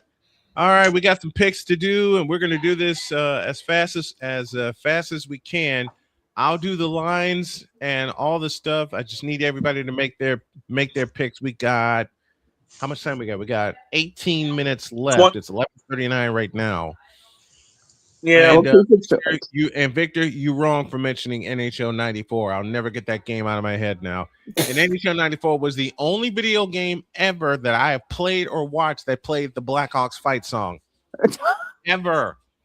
My favorite. All right. And I love my Blackhawks. Here we go, y'all. We'll start with the 1 p.m. games, and we start in Cleveland with our Tank Bowl. No, we started at Soldier Field. I beg your pardon. With our Tank Bowl, and yes, I'm calling it a Tank Bowl, even though the Bears are 9-4, and y'all know I have my reasons for that. Bears and Browns, 1 p.m. on Fox, Soldier Field. Bears laying 7.5, and I say bear down. Deets? Bears win because Shedeur Sanders is having his day, and whatever his name is, the Browns coach decides, you know what, let's pull him. Dog? I don't want to touch this game, but you know what? Since I have to, Chicago's going to take this one. Shedeur has a good one, but not as good as what Chicago needs. Yeah. Allie, what say you? Wind chills at -20 at game time. I'm saying with the Browns at 3-10, Chicago Bears 9-4. I am heartily saying, "Go Bears!" Ugh. 3 words, Jen. Let's hear them. I can't believe I'm saying this. I cannot believe I'm doing this for. Yeah, I know. Just sweet that ish. I don't even want to think about it. We know. Next one's in Cincinnati. Ravens and Bengals, 1 p.m. on CBS. Excuse me. Ravens laying 2.5 on the Bengals. I don't trust either quarterback in this game. Here we go. Hey, Pizzle, this one's for you. 3, 2, 1. Baba Booey. And it's head. So I'm going with Baltimore. Let me go downstairs. That's one way to pick this game. Let me go downstairs to Allie for the next pick. Oh God, you would. You know what? Cincinnati has scored 30+ points in each of the 2 games since Joe Burrow came back. Yep. Ravens have not scored 30 since week 8. I'm going to have to say Cincinnati. Upstairs to Deets. Remember a couple weeks ago when everybody said, "Oh, the Bengals are back." Yes. Oh, that faded real quick, and it's going to fade real quick on Sunday. Ravens are still in this thing. I'll take Baltimore. Dog? WKRP does not get canceled. This is going to be a close game. I don't see either team cracking 30, but give me the Bengals. Pick along with us in the chat, folks. Jen, to you. I think it's Allie that's on an island. Nope. No, I got Bengals too there, Slick. Pizzle's on the island with me. 2-2. Mm-hmm. Okay. So in essence, it's a split card. I don't even want to touch this game. Fence me. You got it. First of 5. You ain't fencing this next one. Huh? The San Diego Chargers and the Kansas City Chiefs from Kansas City. Chiefs laying 5.5, over under 41.5, and I don't care. For the first time in a while, the Chargers sweep the Kansas City Chiefs. I'm going with San Diego. Deets? The Chiefs are hurting right now, but they're at home in Arrowhead and not in Brazil. So I'll take Kansas City. Dog, to you. While I hope Patrick Mahomes has a solid day, he's on my fantasy squad, and I'm in the first round of the playoffs. I hate to tell you something, KC, but your season is over. Give me the Chargers to sweep. Playoffs? Playoffs? Playoffs? You kidding me? Playoffs. Downstairs to Allie. Oh, thank you, Jim Mora, for a forever quote. Yep. If there was, I'm going with the LA Chargers, not the San Diego Chargers, Snowman. I'm old. So am I. I am disappointed. I am so disappointed with Kansas City this year. There's no excuse for them. There's no excuse for what they've been doing. I don't understand it. Do you? 3 words, Taylor Swift effect. Women make men's legs weak. That's a quote from Rocky. Women makes men brain go brrrr. Or, as my wife says, my brain went bleh. All right. I think Deets is on an island, Jen. I just want to confirm, did Ali go with the Chargers? Yes. Allie went with the Chargers. Oh, yeah, then I will gladly tell Deets, hey, bro.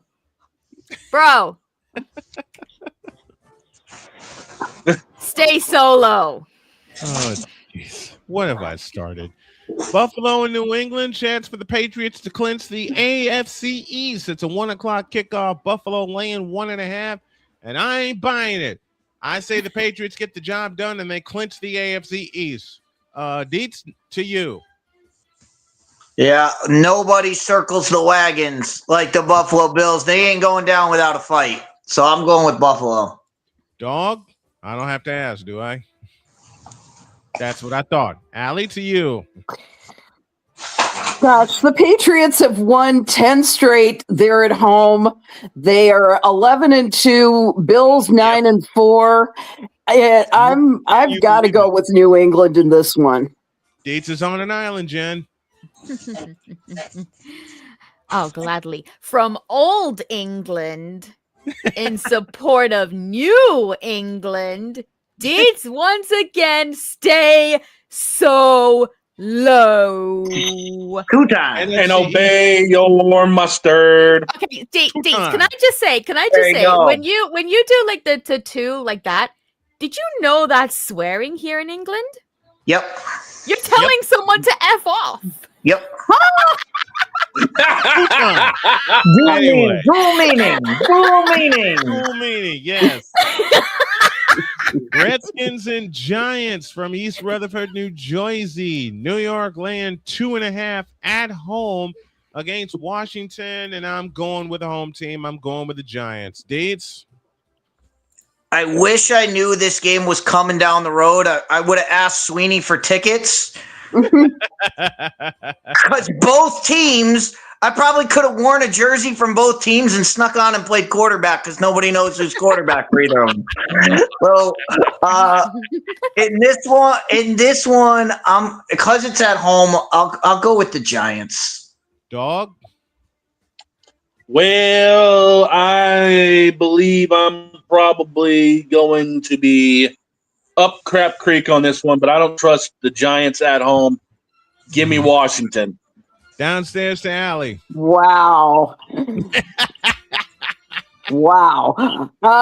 Let's see. NFC, the thing about this one is that they're both cellar dwellers. Okay. This game we shouldn't even call. This game's a big old 50-pound bag of shite. Yeah, they both are. Okay, there go the radios. Wait a Jaden minute. Daniels is out this week. I don't know. Daniels is gone. And Jaden Daniels. He's out for the year. He's done. He's done for the year. He's shut him down. He's done. Yeah, he is, and I'm considering that Washington was scorched last week by the Vikings. 30 shutout. You almost never see a team shut out in the NFL, and I've got to go with the Giants on this one. And may Jimmy Hoffa's corpse rise over the stadium.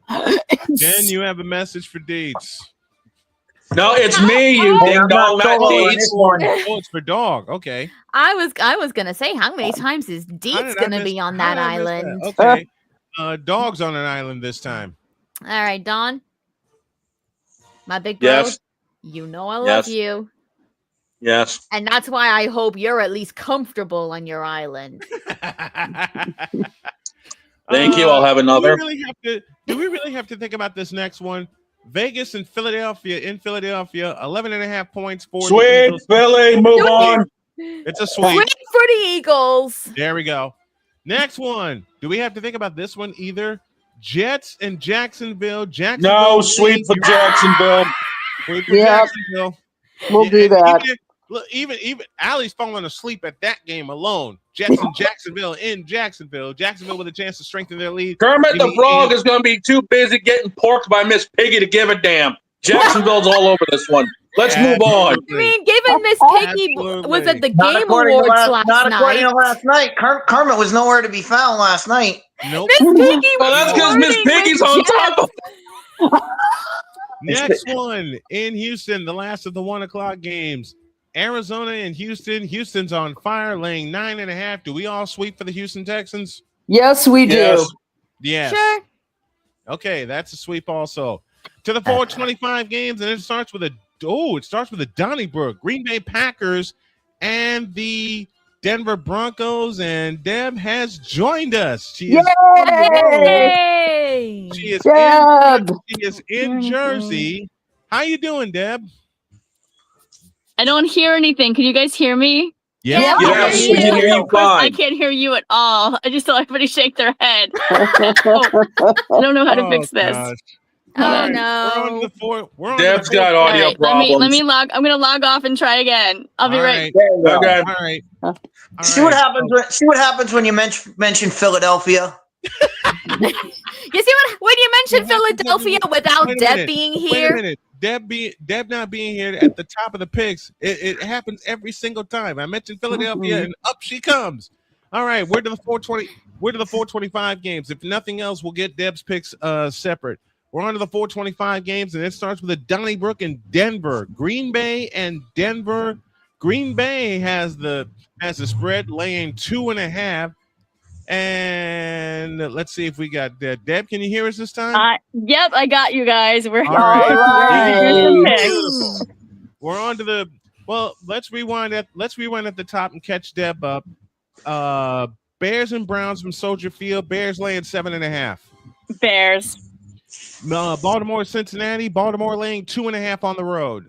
I'm gonna go Cincinnati because why pick All right. the Ravens? All right, number 3, Chargers, Kansas City from Kansas City. Chiefs laying 5.5. Most of us went with the Chargers on this one. What say you? I'm going Chargers. Kansas City's done for the season. Again, stay solo. All right.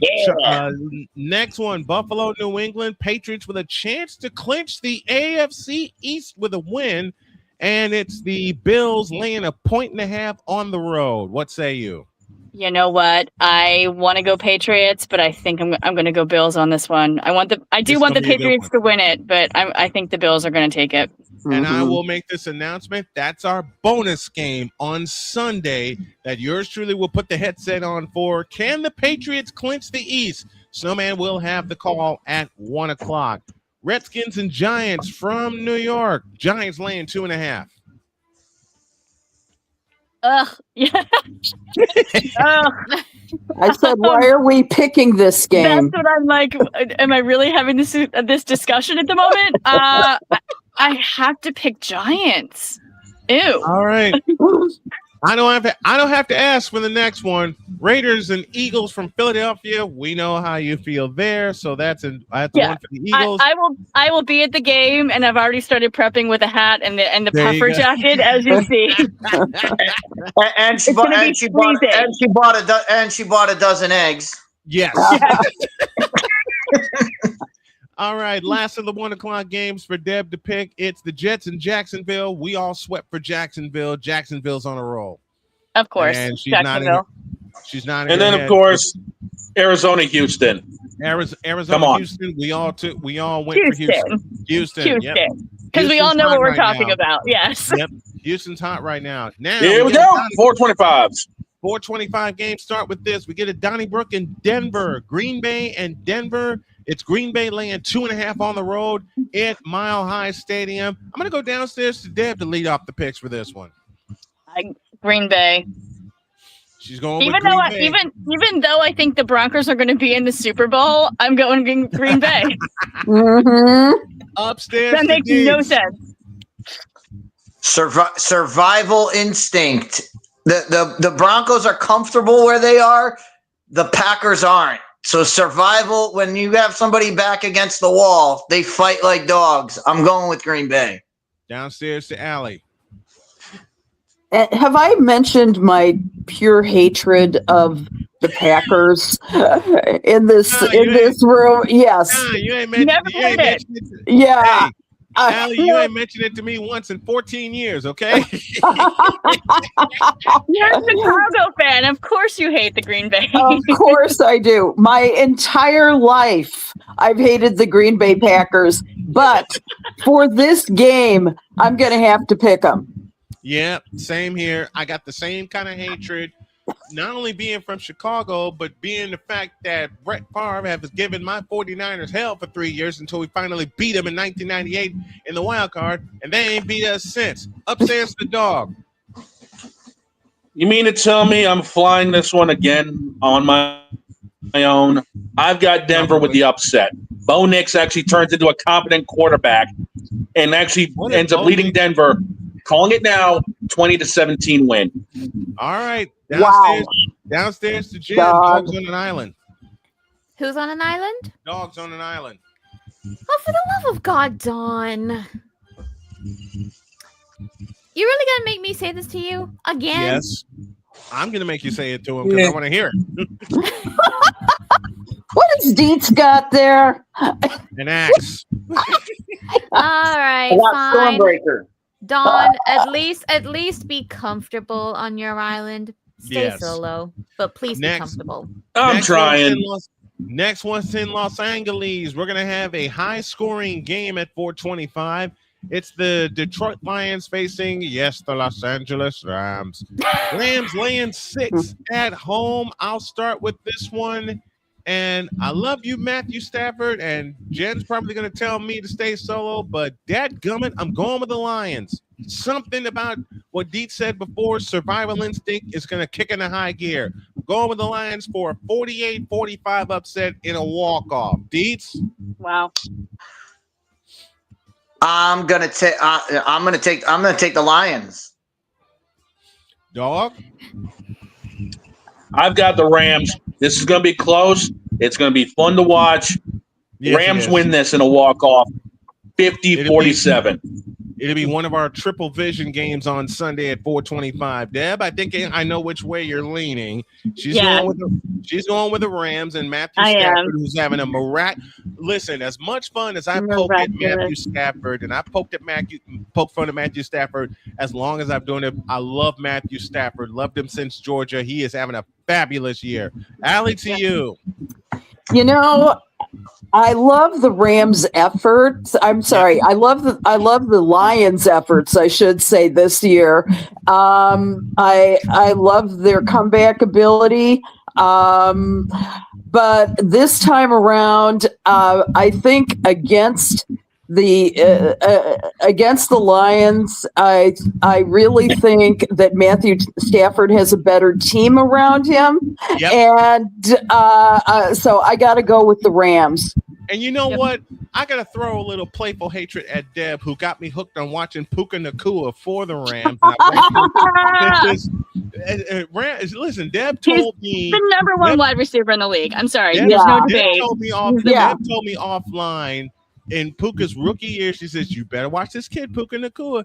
I'm like, what? What am I going to do here for? What is he doing against the 49ers last game of the year? He catches 13 passes for 125 yards against us. Doggone you, Deb. Now I love Puka Nacua. I know what I'm talking about. Do not be sorry. He's one of my favorite receivers to watch. Me and Deets and he's one of the nicest guys. He's one of the nicest guys ever, too. He's so nice. It's a split card to you, Jen. Nice. Yep, it's a split. Jen, you got a split card. How many games do we have left after this one? You're on the fence. 1, 2, 3, 4, 5. You got 5 left. I'll put Jen on the fence for this one. That's my second fence then. Yep, that may get my eyes on Sunday afternoon. This one won't. It's the, I can't believe I'm going to say this sentence, NFC South leading Panthers going to the Superdome to take on the New Orleans Saints, and it's Carolina laying 2.5. Wait, is this South Carolina? I'm not. North Carolina. North Carolina. Okay. Give me this coin. Mama Booey. Carolina. Don't know why, but I don't have a rhyme or a reason for this, but I'm going with Carolina. Deets? All right. For every reason Carolina should win, but because they're Carolina, Jay Spivey knows this. Because they're Carolina, they'll find a way to Carolina this thing up. Yep. I'm going with the Saints. And the Saints, and I think the Saints are at home. Dog to you. Yeah, no, Carolina's got enough in them to win this one. I got to take the Panthers.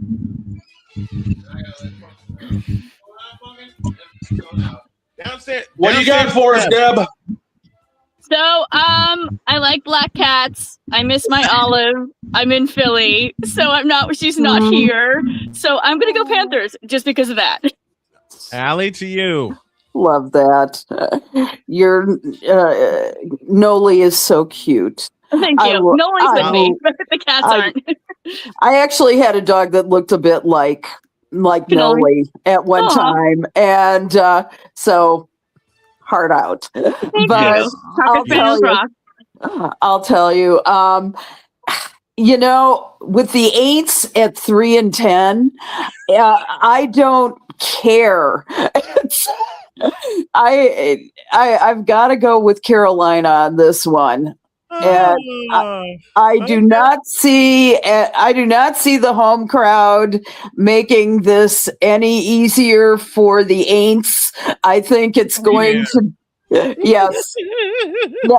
I might need to steal that, Allie. That's great. You're welcome to it. I may steal that also. That means Deets is on an island, Jen. Deets, I'll gladly say this too. Stay so low. Next one, I think it's going to wind up being a sweep. Tennessee taking on my beloved San Francisco 49ers. And the line is ridiculous, but I think the 49ers will cover this. This is my Warner Parlay lock. This is my Warner Parlay lock of the week. They got the 49ers laying 12.5 at home against Tennessee. And with the Colts, the Seahawks, who's left? The Colts, the Bears, and the Seahawks up next. I think San Francisco can win out and find a way to claim the West. I think the Rams and Seahawks are going to stumble. I don't think they'll stumble this. I already picked against the Rams. Oh, hell, what am I thinking? But can we just call this a sweep for San Francisco? Yes. Sure. All you Brock Purdy and San Francisco 49er haters. Wait. Hold on. Jen, give it to me. To all you Brock Purdy and San Francisco 49er haters. Shut up! I love it. Now we got this one. Shout that one too. I love that. Now we got this one at 425, and my eyes are definitely getting this one. The Colts and Seattle. Riley Leonard due to make his first start of the year against a red-hot Seahawks team. And I'm going to start with Deets. Give it to me. I think Deets froze. Deets? No, he didn't. No, he's good. good. I didn't unmute him. There we go. I'm sorry about that, Deets. Go. Okay, there we go.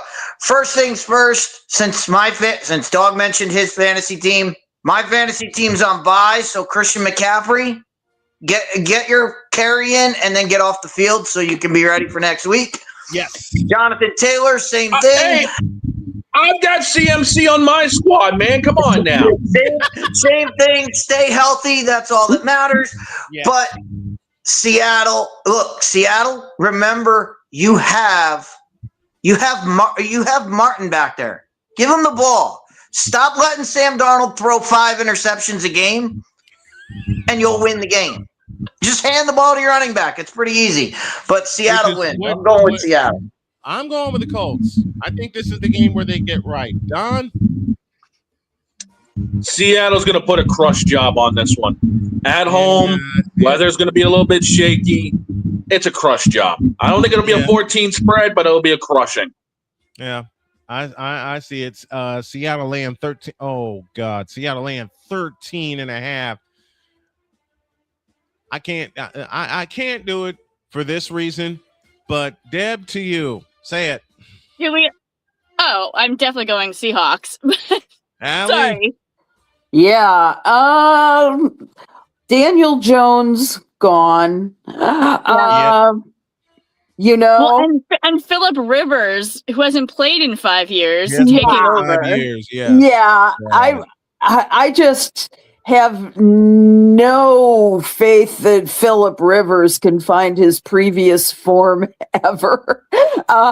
Jen, He made Jen Thomas. Tom Brady, he ain't. Okay? No, he's nowhere near. That means So- Jen has a message for me, and I'll take it gladly. Actually, I don't have to give you a message because I really don't want to owe an apology to Dr. K. Mhm. Are you fencing I'm this not one? doing it. I'm not doing it. She's on the fence. Sunday Night Football. The Minnesota Hey, Vikings. she's got 2 left out of this, and there's 2 games left. Then why don't we all? Then you know what? I'll make this easy. Why don't we just all use the fence for the next 2 games? Can we hear them at Minnesota, least? Dallas, Minnesota, Dallas, and Miami and Pittsburgh. Mm-hmm. I'm using. Fence me. Just fence me for both Yep, of them. You're fine. Use my fences, please. I'm using my fences also. Deb, what say you for the last 2 games? I'm going Dallas. I can still see the Vikings 0 in my head, so Dallas is going to take this one. And I'm sorry, I missed the last Monday Night Football. Miami, Pittsburgh. Miami, Pitt. Miami, Pitt. Steelers. Crazy, but Steelers. Upstairs to Deeds for the last 2 games. First one, Minnesota, Dallas. Did I mute? I did. I think you did. I muted him. I'm sorry. Who did? Okay. First off, Deb's absolutely right. Minnesota is playing like garbage right now. Yep. However, ever since Jerry Jones passed on Randy Moss, the Minnesota Vikings have come into Dallas and absolutely stomped the Cowboys out. Yep. So there's no doubt in my mind that this is going to be a rout, and Minnesota's going to absolutely take them to the woodshed. And for the last one, Miami, Pittsburgh. And the last one, we're going to be screaming, and Pizzle's going to be. I think Pizzle will be happy that Miami loses, but we're going to be screaming about what the hell? Why is Aaron Rodgers back? And he's going to lead them. The Steelers are going to beat Miami. Downstairs to Allie for the final 2 picks. First one, Minnesota and Dallas. I'm going with Dallas because they're hard to beat at home. And the last one, Miami and Pittsburgh. Much as have I mentioned my loathing of Aaron Rodgers recently? No, not at all. Just a couple of It's just like times. I've never mentioned my loathing of Aaron Rodgers. And I thank God in 2019 and 2021, it's not San Francisco beat like the hell out of him. Yeah, it's not like you have a button for Aaron Rodgers or anything. No, I got a few buttons for Aaron Rodgers. I just can't play him right now because we're running over on time. Dog, okay. to you. I'm going to. I am going with the Steelers, though. Going with the Steelers. I am. There's the dog for the final two picks. Minnesota Dallas for the first one. Jen, I may have to borrow one of your lines for this game. Okay. Deeds, stay solo, bitch. Yeah. Hey. And the last one is mine. And for Miami Pittsburgh, I'm going to borrow another line and say sweep that ish. Those are the pictures. Hellbound to go wrong. Brought to you by Wanna Parlay and BetUS.com. Boss, get us the hell out of here. We'll see y'all on Monday. We're out. BetUS.com, where the game begins, and Wanna Parlay, the world's richest parlay. Hey, did the notebook Hope not y'all hit him enjoyed this the time? picks. Hope y'all enjoyed the show. Yes. Next week is our last full week, but you will be seeing the picks for week 16, 17, and 18 with the entire crew. The entire crew is here. We love y'all, and be safe out there. Have a great weekend. God bless. Remember to make your next move your best move, and always remember, if your dreams don't scare you, they are simply not big enough. Dream big.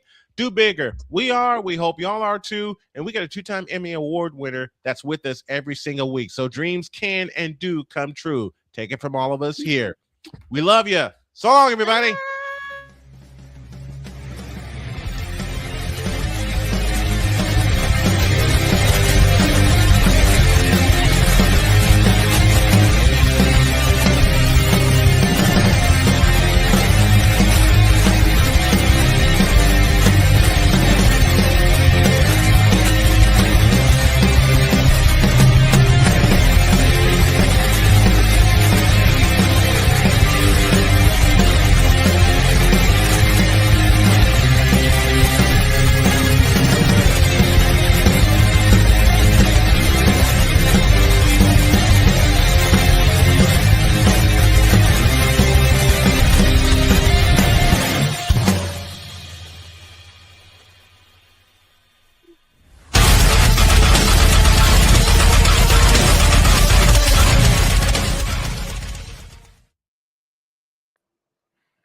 Remember, Damien, that is Supergirl, not what they showed in the trailer. We're out of here.